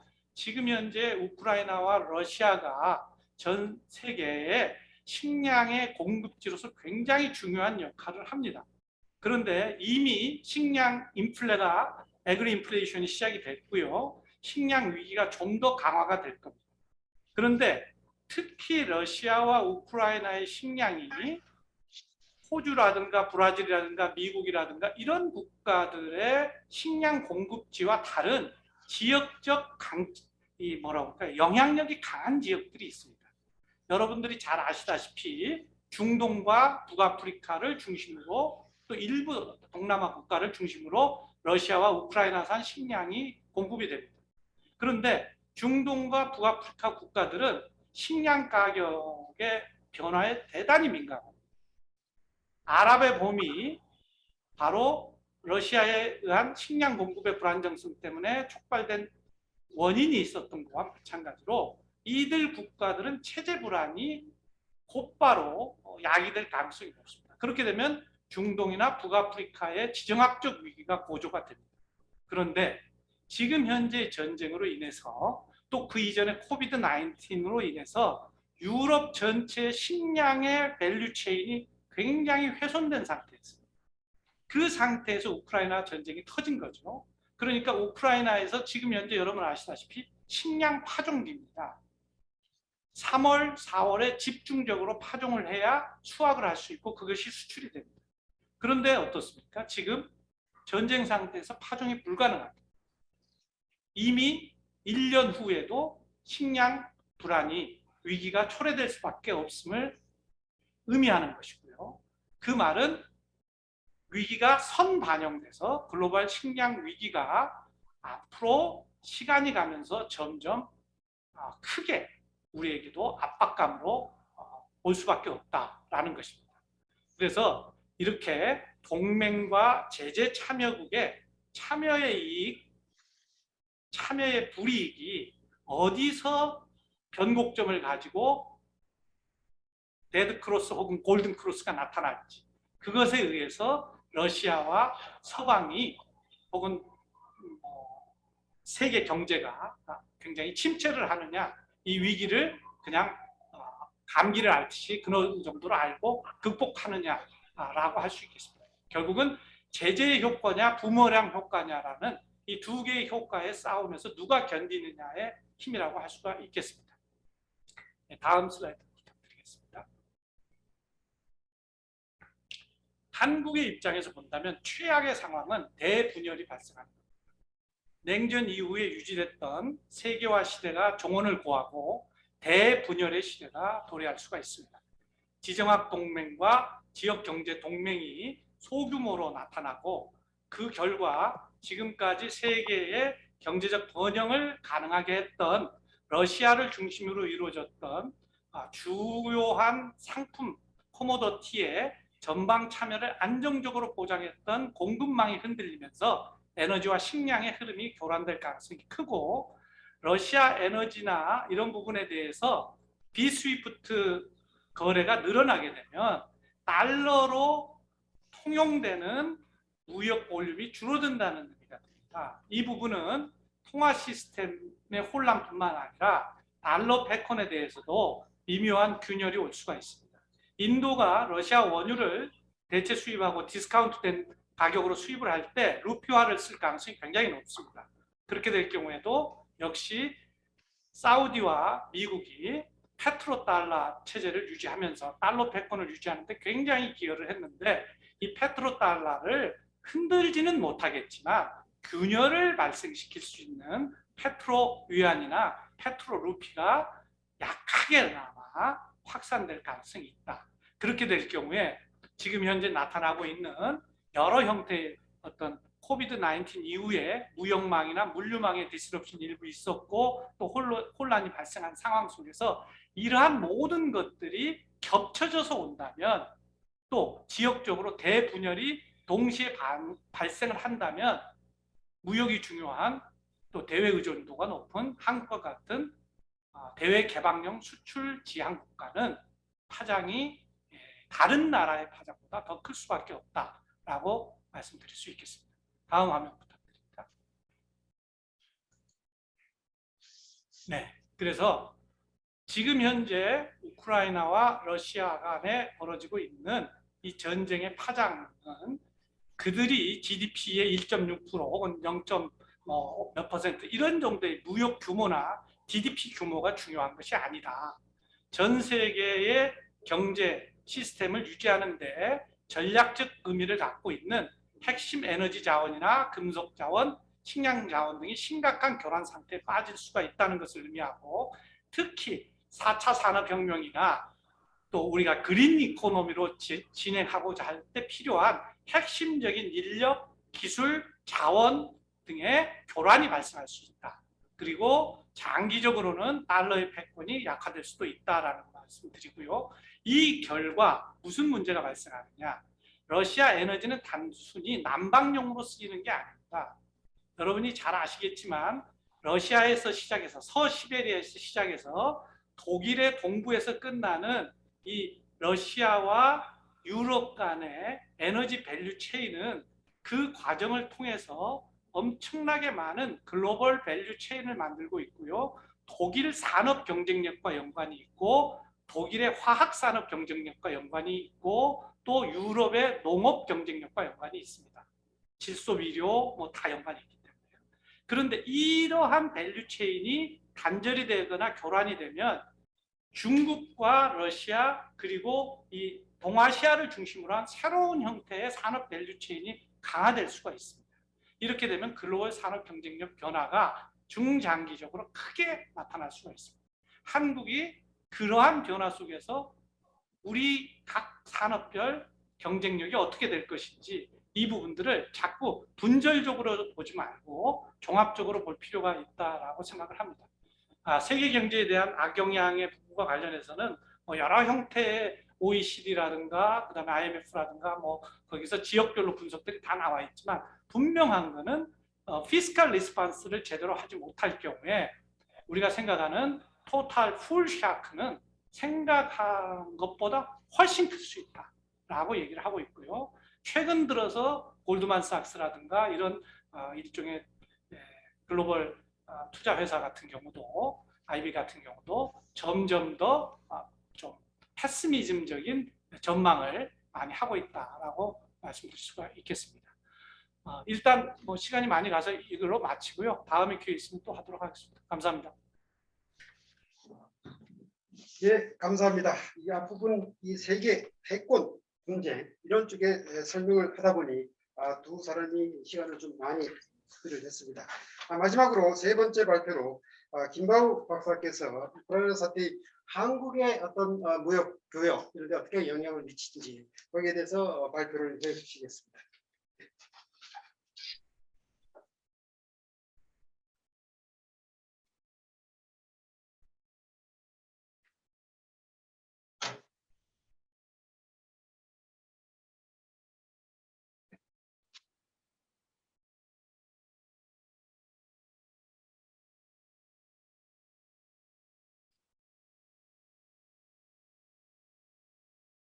네, 안녕하십니까. 산업연구원 김바우입니다. 저는 우크라이나 사태에 우리나라 경제에 대한 영향에 대해서 간략히 좀 말씀드리도록 하겠습니다.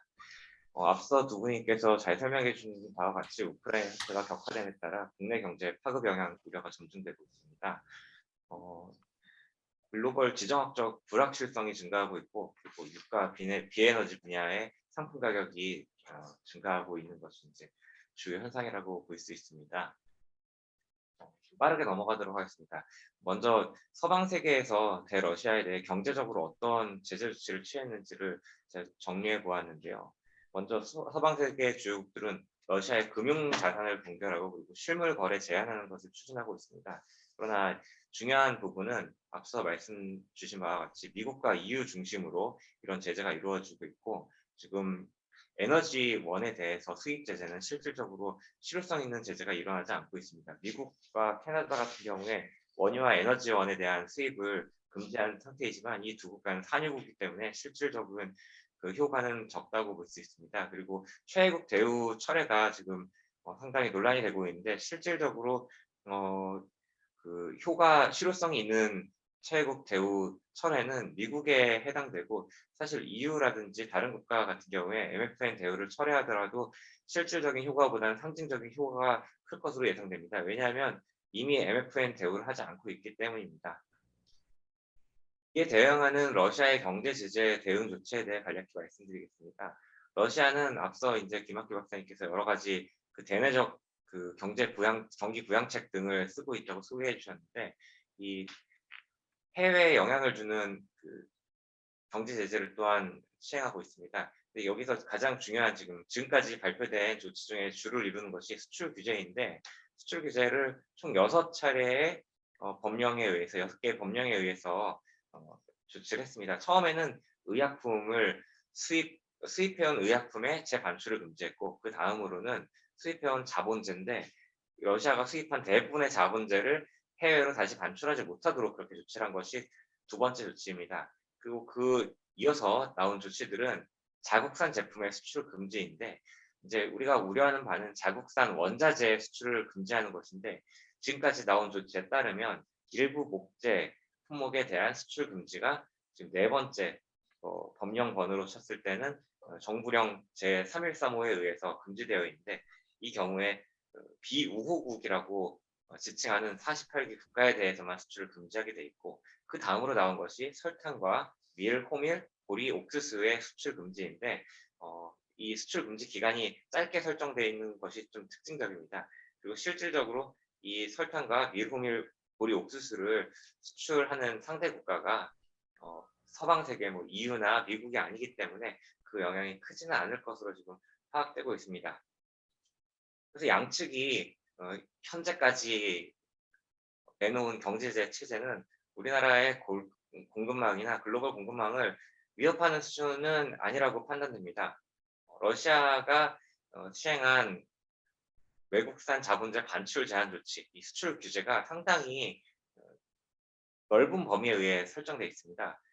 그래서 자세하게 설명드리면 러시아가 기존에 외국으로부터 수입해온 제품이 100이라고 할 때 그중에 45.6%가 지금 반출 제한에 걸려 있습니다. 그런데 이것은 수입한 제품을 다시 반출하는 것을 금지하는 조치이기 때문에 러시아에 투자한 기업이 많을수록 이제 이 영향을 크게 받는다고 할 수 있습니다. 반면 러시아가 기존에 수출하던 제품하고는 별 상관이 없는데 이 3,132개나 되는 이 러시아의 수출 금지 대상 품목이 기존의 수출에서 차지하는 비중은 4.7%밖에 되지 않습니다. 그리고 대한국 수출의 경우에 이 규제 품목 수출 비중은 0.6%밖에 되지 않습니다. 즉, 이 러시아의 수출 규제라는 것이 우리나라에 미치는 영향은 그렇게 크지 않을 것이다 라고 볼 수 있습니다. 그리고 러시아의 자국산 제품 수출 규제 역시 세계 경제에 미치는 영향은 미미할 것으로 예상됩니다. 왜냐하면 이 수출 규모가 크지 않았기 때문입니다. 목재 같은 경우에는 연평균 15억 달러 정도 수출하고 있었고 그중에 최대 수출 상대국이 중국이었는데 중국은 제재 대상이 아닙니다. 그리고 설탕과 곡물 같은 경우에도 주요 수출 지역이 인근 지역이나 아니면 이집트, 터키, 방글라데시 이렇게 개발도상국이기 때문에 세계 경제 전반에 미치는 영향은 아직 미미합니다. 그리고 EU 역시 대러시아 에너지 제품 수입 금지에 대해서는 상당히 유보적인 입장을 취하고 있습니다. 그럼 우리가 주목해야 될 부분에 대해서 좀 더 자세히 살펴보겠습니다. 방금 이제 러시아와 서방 세계의 경제 제재에 대해서 말씀드렸는데 우크라이나에 대해서 한번 잠깐 살펴보겠습니다. 한국의 대우크라이나 교역에 있어서는 희귀가스 수입 동향에 좀 주목할 필요가 있습니다. 이 희귀가스라고 하는 것이 네온, 크립톤, 크세논 같은 그런 자연 상태에 아주 미량이 존재하는 그런 가스를 얘기하는 것인데 이 가스가 주로 예전에는 전구를 만드는 정도에 사용되었는데 지금은 이제 반도체 공장에 투입되고 있는 실정입니다. 그러다 보니 상당히 수요가 증가한 상태고 그리고 세계 3대 희귀가스 공급 기업이 우크라이나에 지금 공장을 운영하고 있습니다. 그래서 총 한국의 수입에서 우크라이나가 차지하는 비중이 지금 30%, 15% 이렇게 되는 품목들이 많이 있습니다. 그렇기 때문에 이 희귀가스 수급 동향에 좀 우리가 주목할 필요가 있다고 봅니다. 그리고 러시아로 넘어가면 러시아가 이제 그 세계 공급망에서 세계 공급자로서 중요한 그 역할을 하는 그런 품목들에 대해서 우리가 살펴볼 필요가 있는데 그나마 불행 중 다행인 것은 러시아가 세계 시장에서 점유율 50% 이상을 차지하는 그런 품목들을 보면 대부분 이제 수산물로 확인됩니다. 그래서 제가 존을 나눠보았는데 러시아가 세계 시장에서 점유율이 높을수록 우측에 위치하는 거고 한국이 러시아에 의존한도가 높을수록 상단에 위치하는 것입니다. 그래서 존 A가 당연히 가장 위험한 품목인데 이 세 개는 수산물로 파악되고 존 B에 있는 것들을 제가 그 산업별로 살펴보니까 주로 농수산물에 역시 위치하고 있는 것으로 파악됩니다. 이 표에 보시면 고의존 품목이라고 제가 적은 것이 사실 존 B에 위치하는 것입니다. 다만 고무같이 일부 품목의 경우 러시아의 세계 시장 점유율이 높은 동시에 한국의 대러시아 수입 의존도가 높아서 이런 관련 기업들의 공급망 안정성 점검이 필요하다고 할 수 있습니다. 끝으로 러시아와 서방 세계 규제 강화 그리고 원자재 부문의 영향에 아무래도 주목할 필요가 있습니다. 원유 가격 변화는 한국 경제에 가장 큰 파급 효과를 야기할 수 있는 요소로 파악됩니다. 특히 러시아는 세계 원유 수출의 12%, 천연가스 수출의 7%를 차지하고 있는데 한국의 대러시아 수입뿐만 아니라 러시아의 대세계 수출 동향이 국제 가격을 통해 한국 경제에 큰 파급 효과를 야기할 수 있습니다. 그리고 러시아는 외국의 경제 제재 수위가 강화될수록 실물 부분의 대외 영향력을 확대할 공산이 있습니다. 현재까지 나와 있는 수출 규제는 대부분 외국산 물품을 대상으로 하고 있지만 서방 세계의 제재 수준 강화와 러시아의 대응 조치 동향에 주목할 필요가 있습니다. 이상으로 제 발표 마치겠습니다. 감사합니다. 예, 발표 감사합니다. 이어서 토론 분야, 아까 얘기 드린 것처럼 이 자동차, 조선, 중국 문제 이런 쪽으로 해서 간단하게 핵심 불 찔러주는 그런 토론을 기대해 봅니다. 예, 먼저 우리 조철 박사께서 한러 자동차 협력에 미치는 영향, 우리 그 현대자동차가 지금 쌍배째리 구르기에 나와 있어서 지금 현안 문제로 돼 있는데 이런 문제들을 조금 더 좀 짚어줬으면 좋겠습니다. 예, 부탁합니다. 네, 안녕하십니까. 저 산업연구원 조철입니다. 뭐 앞서 이제 두 분의 우크라이나 러시아 관련되는 뭐 전반적인 어떤 상황들에 대한 얘기를 하셨고, 그다음에 이제 실질적으로 뭐 무역이나 이런 걸 통해서 이제 한국 경제에 미칠 수 있는 영향 이런 부분들의 얘기를 하셨는데, 사실은 이제 자동차 쪽은 보면은 뭐 지금 당장 이제 어떤 직접적인 대상이 안 돼서 영향이나 이런 것들에 대해서 그렇게 크게 다루지 않았던 것 같은 생각이 좀 드는데, 문제는 이제 앞서 이제 두 분 김학희 위원님이나 김석환 교수님 말씀하셨던 그 내용에서 사실은 이제 전반적인 어떤 패권 경쟁으로 가는 상황 속에서 사실은 이 자동차 분야가 이제 과연 어떤 선택을 할 것인가에 대한 부분이 굉장히 관건이 지금 되고 있는 게 아닌가 하는 생각이 듭니다.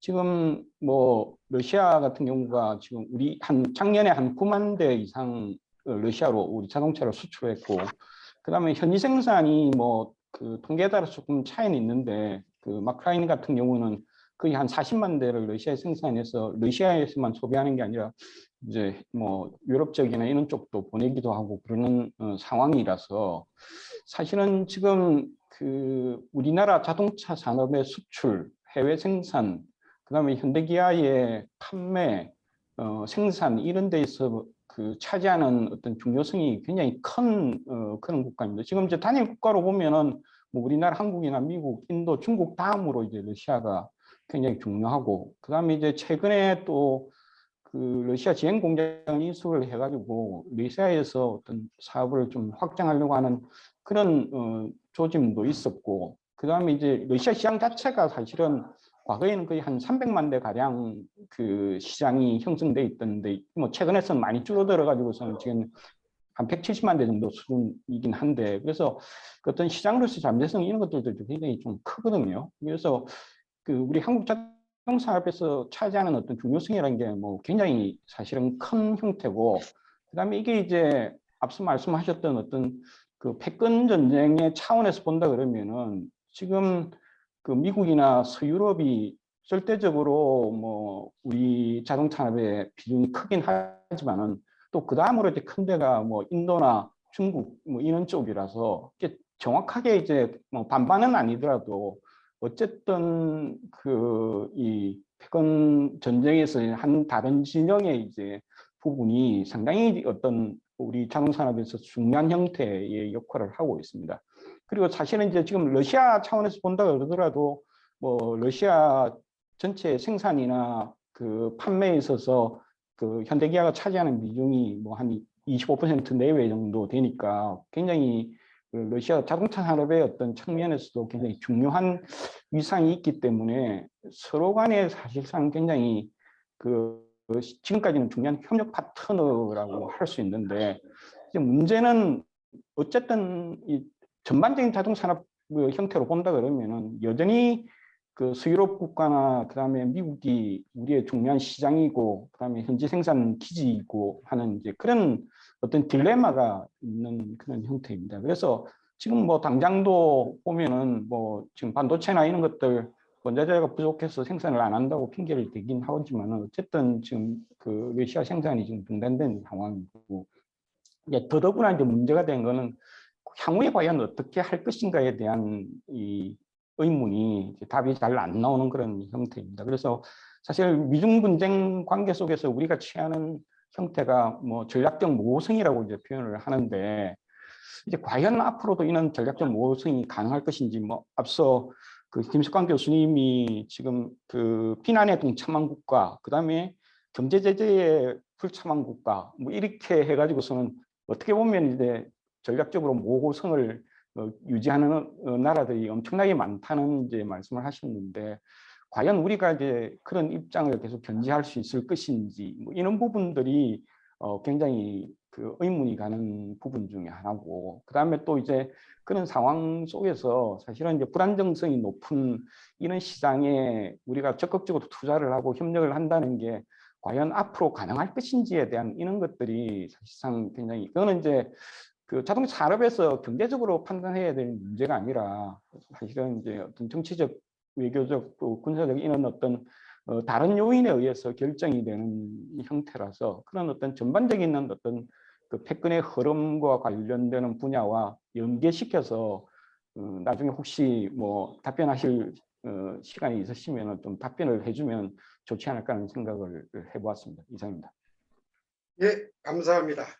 이제 뭐 자동차 분야까지는 아직 영향이 좀 덜 하겠지만은 아까 얘기 드린 것처럼 사치품 해당하는 고가 자동차는 이미 수입 금지 대상이 되고 제재를 가하고 있으니까 아직 우리 현대자동차 부분에 대해서 뭐 큰 영향이 없다고 볼 수도 있겠지만, 이 서비스망 체제 이런 쪽으로 이미 영향이 좀 가지 않을까 이런 생각이 듭니다. 그리고 러시아에서 공급이 아직 뭐 중단되지는 않았지만 이그 자동차 배터리 뭐 이런 촉매제에 들어가는 팔라듐이라든가 배터리들은 들어가는 뭐 니켈 뭐 이런 리튬은 아니지만 니켈 쪽 이런 것들도 나중에 좀 수출 금지가 되면 영향을 받지 않을까 이런 생각이 듭니다.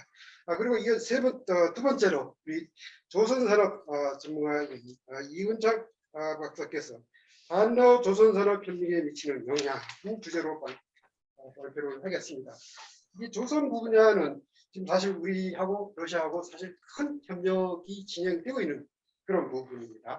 삼성중공업이 블라디보스토크 옆에 있는 발쇼이 까멘에 들어가 있는 조선 클러스터 구축 사업에도 지금 참여를 하고 있는 상황이고, 또는 북극 항로에 이어가는 세빙선 건조 사업 이런 것들도 알게 모르게 다 연계가 되어 있는데 조선 산업에 미치는 영향에 대해서 어떻게 보는지 좀 발표를 부탁드립니다. 네. 안녕하세요. 산업연구원 이은창입니다. 산산업 영향에 대해서 말씀드리도록 하겠습니다. 러시아하고 우리나라는 이제 예전부터 그 에너지 개발에 대해서 협력 이야기가 많이 있었습니다. 특히 이제 러시아에서 우리나라 보고 러시아 에너지 개발 투자를 좀 많이 해달라고 요청을 했었는데요. 그 이전부터 이제 경제 제재로 인해 가지고 에너지 개발보다는 선박이나 해양 플랜트, 선박 기자재 쪽으로 협력이 많이 진행이 됐습니다.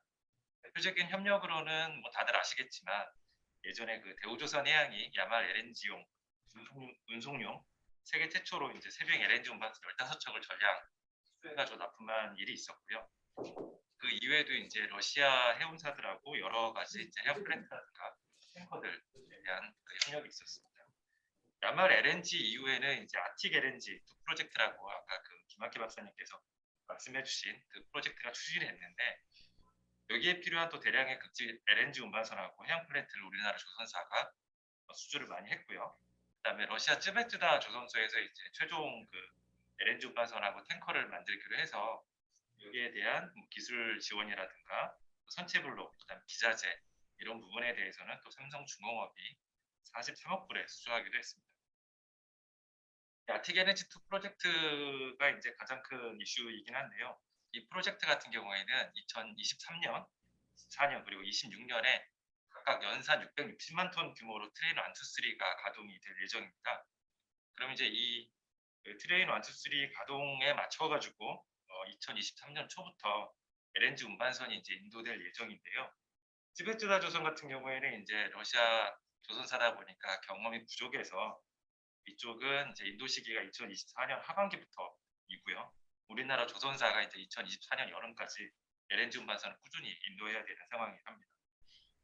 그리고 이제 아틱 LNG2 프로젝트하고 연계돼가지고 캄차카 반도에 이제 LNG 환적 터미널을 2022년 말에 가동할 예정인데요. 대우조선해양이 여기에 이제 납품하는 LNG 부유식 저장 설비가 2022년 12월하고 2023년 7월에 각각 인도 예정입니다. 그래서 이제 이렇게 그 아텍 LNG 2 프로젝트는 우리나라 조선사에 굉장히 큰 영향을 미칠 것으로 보이고 있는데요. 단순히 이제 이 프로젝트는 우리나라만의 문제는 아니라고 볼 수 있습니다. 아텍 LNG 2의 육상 쪽 주요 LNG 생산 설비라든가 엔지니어링 등을 이제 유럽계 기업이 수행을 하고 있고요.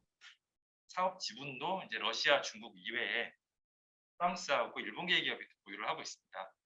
아텍 LNG 2 사업 같은 경우에는 러시아 노바텍이 60%, 중국의 페트로차이나하고 시누크가 각각 10%, 그리고 프랑스 토탈에너지하고 일본의 아틱 LNG가 또 각각 10%씩 지분을 보유하고 있는데요. 앞서 그 일부 에너지 제재에서도 얘기 나온 것처럼 토탈에너지는 이제 러시아 신규 프로젝트에 추가 투자하지 않겠다고 밝혔고요. BP랑 쉘, 에퀴노르 같은 글로벌 에너지사도 이제 러시아 투자를 중단하겠다고 발표를 했습니다. 따라서 이제 러시아 가스 프로젝트 지금 진행되고 있는 거라든가 아니면 앞으로 진행이 될 프로젝트들이 계획이 좀 연기되거나 아니면 중단될 가능성이 좀 있다. 네, 예상이 되고요. 그러다 보니까 이제 우리나라 조선 업계에 있어서는 러시아로부터 선박을 우선 이제 러시아에 선박이나 기자재를 수출할 수 있는 수출이 가능한가라는 이슈가 발생할 수 있고 수출을 하더라도 과연 우리가 달러 결제를 받을 수 있는가 또는 루블 결제로 받으면 리스크가 또 환 리스크가 생기는 이런 이슈들이 있을 것 같습니다. 하지만 이제 물론 조선산업 같은 프로젝트는 아까 말씀드린 것처럼 2024년, 26년까지 쭉 연결되는 프로젝트이고 또 선수금이 또 있기 때문에 정확한 영향이 어떻게 파악될지는 좀 시간이 가봐야 알 수 있다라고 판단이 되고요. 그다음에 또 충분한 시간이 있기 때문에 또 대처할 수 있는 시간도 있다라고 생각을 하고 있습니다. 하지만 이제 그렇다고 하더라도 러시아 제재가 앞에서 이제 말씀해 주신 것처럼 경제적으로 봤을 때는 단기적으로 끝날 게 아니라 장기적으로 진행될 가능성이 있기 때문에 중도금이나 아니면 잔금을 우리가 받기 어려워질 때 만약 이런 문제가 발생한다고 하면 프로젝트를 유예하거나 아니면 다른 방안을 좀 찾아야 될 것으로 보이는데요. 예를 든다고 하면 문제가 이제 중도금이나 잔금을 받기 어려운 상황이 됐다라고 하면 금융권에서는 이제 조선사라든가 아니면 조선 기자재사에 들어가 있는 선수금 환급 보증, 제작금융, 선물한 등의 어떤 기간을 연장한다거나 아니면 추가로 필요할 수 있는 운영비에 대해서도 지원해 줄 수 있는 방안을 좀 마련해야 될 것으로 보입니다. 근데 그렇다고 해서 조선산업에 항상 이렇게 부정적인 요인만 있는 것은 아닙니다. 유가라든가 LNG 가격 상승을 해서 지금 굉장히 그 조선사들이 좀 어렵게 갖고 있는 드릴십 매각 기회가 나타날 수도 있고요. 러시아 이외의 다른 지역에서 해양 플레이트 시장도 확대될 가능성이 있다고 판단하고 있습니다. 무엇보다도 이제 유럽이 러시아로부터 이제 수입하는 천연가스를 장기적으로 대체할 거라고 보고 있는데요. 러시아에서 이제 파이프라인으로 수입하는 천연가스 대체 수요가 곧 우리나라 그 조선산업 LNG 운반선 시장 확대로 이어질 것으로 예상이 됩니다. 플락슨 리서치에 의하면 이제 러시아 LNG 수출의 51%를 유럽이 수입하고 있어서 이미 LNG도 많은 부분을 수입을 하고 있고 물량으로만 본다고 하면 2021년에 유럽이 러시아로부터 LNG를 한 1,480만 톤 수입을 했습니다. 그런데 파이프라인으로 수입된 물량을 보면 LNG로 한 사람 훨씬 더 많이 7,800만 톤 정도 규모가 됩니다. 그래서 러시아 물량을 순식간에 이렇게 전환을 할 수는 없겠지만 점차적으로 전환을 한다고 하면 유럽에서 LNG 도입 터미널을 확대하고 그다음에 LNG 운반선 시장 확대가 기대가 되기 때문에 우리나라 조선의 이런 부분에서는 긍정적이다라고 볼 수 있을 것 같습니다. 그리고 이제 마지막으로 그 대형 프로젝트들을 제외하고 우리나라 조선 산업에도 영향을 미칠 수 있는 부분이 북한 쪽에 이제 수리조선이 있습니다. 러시아 어선들이 굉장히 좀 노화돼가지고 러시아는 우리나라 수리조선소들 특히 부산 지역의 소규모 수리조선사의 핵심 고객인데요. 러시아 수리시장이 이제 규제 때문에 막힌다고 하면 부산을 비롯한 이제 중소선박 수리조선사의 경영도 악화될 우려가 있어서 이쪽도 대책이 필요하지 않을까 이렇게 예상이 됩니다. 이상입니다. 네, 감사합니다. 오래 기다렸습니다. 거의 40년 가까이 중국을 지켜보고 계시는 우리 이문혁 박사님께서 마지막으로 중국이 관련된 부분에 대해서 설명을 좀 드리겠습니다. 사실 지난 그 동계올림픽, 베이징 동계올림픽 개막하던 날 시진핑하고 푸틴의 양국 정상회담 발표 선언문을 보시면은 미국식 민주주의 더 이상 못 믿겠다. 물러가라. 그리고 패권주의 도저히 이제 용납 못한다. G7이 무슨 세계를 움직이냐. 차라리 G20으로 해라. 이런 식으로 일극 미국 체제를 이제 와해시킬 때가 됐다. 다극 체제로 전환해야 된다. 이런 주장을 공동선언 형식으로 발표를 했습니다. 이런 것들이 앞으로 중국이 뭐 세계에 미칠 영향, 그리고 우리한테 미칠 영향, 이런 부분에 대해서 날카롭게 지적을 해 주실 것으로 보입니다. 예, 윤영 박사님 부탁드립니다. 네, 안녕하세요. 이문영입니다. 지금 오늘 제가 주최 측으로부터 위탁받은 그 토론 주제는 러시아의 우크라이나 침공에 대응한 중국의 가능한 시나리오들입니다. 뭐 최근 미국, 중국의 정상들 통화에서도 나왔듯이 지금 중국이 앞으로 어떠한 태도를 취하느냐가 세계적인 관심사로 부각되고 있는데요. 먼저 간단하게 중국과 러시아, 우크라이나 관계를, 경제적 관계를 보도록 하겠습니다. 일단 중국은 러시아의 우크라이나 침공을 전쟁이 아닌, 침략이 아닌 충돌로 정의를 했죠. 또 중국 언론들은 이번 러시아의 침공 원인을 미국의 패권 때문이라고 보편적으로 인식을 하고 있습니다. 그러나 3월 11일부터는 이제 일부 언론에서 이제 전쟁의 단어를 사용하기 시작했고, 중국이라는 나라의 특징을 보면 이게 이제 전쟁이라는 단어가 이제 보편적으로 채택되기 시작하는 거죠. 자, 개혁 개방을 추진하는 과정에서 중국은 이제 기존 공산권 국가들과 경제협력 규모가 축소되고, 그러면서 이제 러시아와 우크라이나에 대한 교역 규모도 아주 미미한 수준에 그치고 있습니다. 그러나 이 그림에서 보시다시피 미중 간 대립 구도가 심화되면서 중국은 러시아와 경제협력을 최근 강화하는 추세에 있죠. 이 그림에서 파란색이 러시아에 대한 수출이고, 러시아에, 그리고 위에가 이제 수입인데 2020년 대비 2021년에 이제 급증하는 그런 모습을 보여주죠. 그 수입이 급증하는 이유는 러시아에 가스를 보유하기 때문에, 수출이 늘어나는 이유는 중국의 핸드폰을 수출하기 때문에 이제 이런 일이 벌어지고 있습니다. 중국은 우크라이나를 중국 1대1로 전략에 대유럽 진출 거점으로 역할을 부여하면서 최근 자본과 인적 교류가 매우 활발하게 진행되고 있었죠. 그러나 2021년 우크라이나가 중국 수출에 차지하는 비중은 모두 0.4%로 별 의미는 없습니다.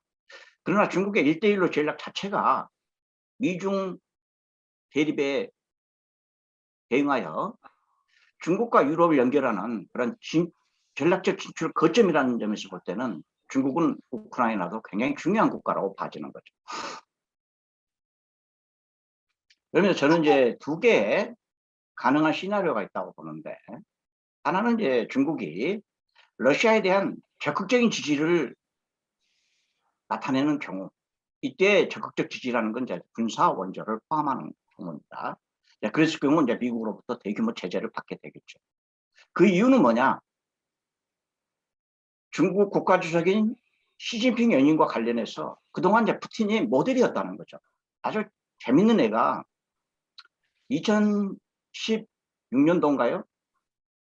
이 푸틴이 그 전승 그 기념 열병식을 한번 한 적이 있습니다. 그 느닷없이 시진핑이 참석하고 와서는 자기들도 그 전승 연병식을 했고, 그 당시 이제 우리 박근혜 대통령이 참석하는 그런 해프닝도 있었는데요. 그만큼 이제 푸틴이 모델이었다는 거죠. 또 하나, 푸틴의 우크라이나 침공은 중국의 대만 침략의 명분을 제공한다는 거죠. 즉 다시 말해 통일이라는, 또는 위대한 러시아, 위대한 중국을 표방하는, 그러면서 이제 시진핑 장기 집권에 유리한 국면을 조성해 줄 수 있다는 거죠. 두 번째 이유는 러시아는 미국에 대해서 공동 대응하기 위한 필수 불가결한 국가라는 것입니다. 만약에 푸틴이 제거되고 러시아에서 친서방 국가로 전환되면 중앙아시아, 몽골도 영향을 받아 중국은 그야말로 고립무원에 빠지게 될 가능성이 있다는 거죠. 보통 우리는 그 중국 애들은 그걸 순망치안이라고 표현하는데요. 자, 세 번째는 이제 서방과 러시아의 갈등으로 러시아산 원유와 가스를 저렴하게 확보하는 데 유리하다는 거죠. 러시아의 글로벌 비중은 천연가스 17%, 원유 13%로 중국이 절대 필요한 자원들이고, 최근 중국의 그 원유를 보면 해외 의존도가 70% 가까이 됩니다. 또한 천연가스도 최근 소비량이 급증하면서 2020년에 해외 의존도가 이미 44%를 넘어섰죠. 앞으로도 도시화가 진전되면서 도시의 천연가스 수요가 늘어나면서 이제 이 부분이 굉장히 중요한, 난방과 취사에 굉장히 중요한 역할을 하기 때문에 러시아의 천연가스가 절대적으로 필요한 그런 상황이죠. 이게 이제 시나리오 1을 채택할 이유라면, 시나리오 2는 이제 소극적 지지입니다. 군사적 원전은 완전 배제하고 체면치한다는 거죠. 그 이유인즉, 첫째는 서방 국가들의 러시아에 대한 제재 효과를 바라보면서 중국 내 우려가 증대되고 있는 거죠. 미국의 강력한 제재로 이미 중국의 반도체 산업이 심각한 타격을 받으면서 경제 제재가 무엇인지를 중국이 알고 있는 거죠. 만약 러시아와 유사한 제재를 받는다면 러시아와 달리 대외 개방도가 높은 중국 경제는 더 타격을 받을 가능성도 있습니다. 두 번째 이유는 현재 중국은 지난해 8%대 성장해서 지금 5%대 성장률로 낮아질 걸로 예견이 되고 있죠. 그러면서 러시아에 대한 적극적 지지를 하기에는 지금 경제적 상황이 예의치 못한 실정입니다. 부동산 문제, 부채 문제, 소수민족 문제, 민영기업에 대한 반시장화 정책, 코로나 제약상 등으로 민심이 지금 불안한 상황이죠. 여기에 이제 시진핑 연인과 연관돼서 굉장히 불안한 상황이 연결되면 곤란하다는 거죠. 세 번째 이유는 최근 우리가 미중 갈등으로 러시아와 중국이 가까워지면서 우리 잊고 있었는데, 사실 러시아는 중국에다가 핵폭탄 한번 선물을 내버렸죠. 그만큼 전통적으로 중국과 러시아는 영토 분쟁 등을 이유로 잠재적 적대 국가였습니다. 하지만 중국의 손자병법에 의하면 원교 근공이라는 거죠. 미국과 서방 국가들과 러시아 간 대립으로 중국이 현재 미중 간 갈등에서 국면 전환을 도모하기 위해서 이렇게 러시아화 했지만, 그러나 러시아에게 중국의 첨단 무기를 제공한다는 것은 만약에 향후 중러 간 대립 구도가 되면 아주 불리해지는 그런 상황이 되는 거죠. 그래서 이제 저의 이 생각을 정리해드리면, 첫째, 향후 미국과 유럽과의 관계를 고려해서 중국은 외교적 관계보다는 경제적 신뢰를 취하는 소극적 지지를 지향할 가능성이 매우 크다고 봅니다. 아까 그 이유는 지금 중국 경제가 아주 여의치 못하다는 거죠. 둘째는 내부적으로 중국의 권력구도 재편에 따라 러시아에 대한 지지 정도의 중요한 변수로 작용할 가능성이 있다고 보여집니다. 예를 들면 지금 언론에서 이야기하는 것처럼 중국의 권력 형태가 시진핑 1인 독재 체제를 지향한다면, 그래서 그 상황이 1인 집권 체제로 가기에 여의치 않는 상황이 만들어진다면 무리수를 둘 가능성도 있죠. 하지만 적극적 지지를 할 가능성도 있습니다. 그 이유는 전쟁이나 위기 중에 지도자를 바꾸지 않는다는 그런 법칙이 작용되는 거죠. 두 번째, 중국의 만약 권력 구조가 분산형을 지향한다면, 다시 말해서 지금 현재 시진핑이 맡고 있는 총석이 국가주석, 군사위 주석 중 과거 목백동이나 등소평처럼 하나만 갖고 나머지를 나눠준다면 중국은 러시아에 대해서 소극적 지지를 채택할 가능성이 큽니다. 적극적 지지를 할 이유가 없는 거죠. 예, 그래서 제 생각에는 아까 말한 대로 소극적 지지와 적극적 지지에서 한 8대2 정도 그런 비율로 소극적 지지를 채택할 가능성이 굉장히 크다라고 토론을 가름하도록 하겠습니다. 감사합니다. 네, 발표 감사합니다. 오늘 바쁜 시간이 좀 지체되긴 했지만 시간이 거의 다 됐습니다. 제가 아까 초창기 제 발표 내용에서 푸틴 대통령이 우크라이나 사실상 침공하면서 나온 어떻게 보면 출사표라고 할 수 있는 그 선언을 보면 거의 3분의 2, 어떻게 보면 5분의 4가 우크라이나 얘기라기보다는 나토, 미국에 대한 패권 얘기였습니다.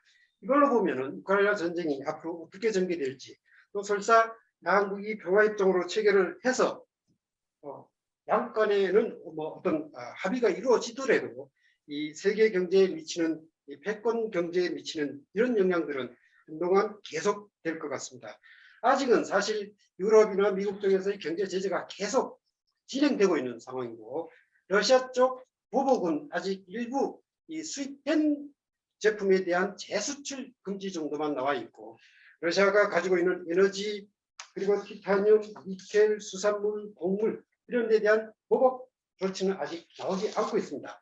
조만간 발표할 거라고 러시아 쪽에서는 계속 얘기를 하고 있는 것인데, 이런 것들이 나와 봐야 전체적으로 세계 경제에 미치는 영향, 또 그리고 우리가 어떻게 대응해 나가야 될지 이런 영향들이 좀 나올 것 같습니다. 그렇지만 아까 말씀드린 것처럼 미리미리 브릭스 국가들이 어떻게 대응해 나가고 있고, 이 장기간 경제 제재가 진행될 때 유럽의 에너지 위기, 아프리카 중동 국가들의 식량 위기, 이런 걸로 해서 세계적인 이 정치 문제화 될 거고, 이런 것들이 결국은 미국이나 유럽의 경제 제재를 가한 국가들한테 되돌아가는 이 보복에 대한 평가가 다시 나오지 않을까. 아마 러시아는 그때까지 기다리는 것 같습니다. 연말쯤 되면 세계 경제가 인플레로 아우성치고 식량 없다고 아우성치고, 이렇게 되면 세계 동향이 어떻게 될지 좀 지켜봐야 될 것 같습니다. 아직까지는 아까 말씀드린 것처럼 아직까지는 제재나 보복 제재나 아직 제대로 나오지 않고 있는 상황이고 해서 조만간 우리가 지금 하고 있는 것도 1차 세미나 정도가 되지 않을까 이렇게 생각됩니다. 조금 뭐 한 달이나 2달 정도 시간이 지나서 다시 양상이 좀 바뀌면 그때까지 정리를 다시 좀 해가지고 2차 세미나를 개최할 수 있는 기회를 좀 보도록 하겠습니다. 오늘 장시간 경청해 주셔서 감사합니다. 예, 이걸로 세미나 마치겠습니다. 감사합니다.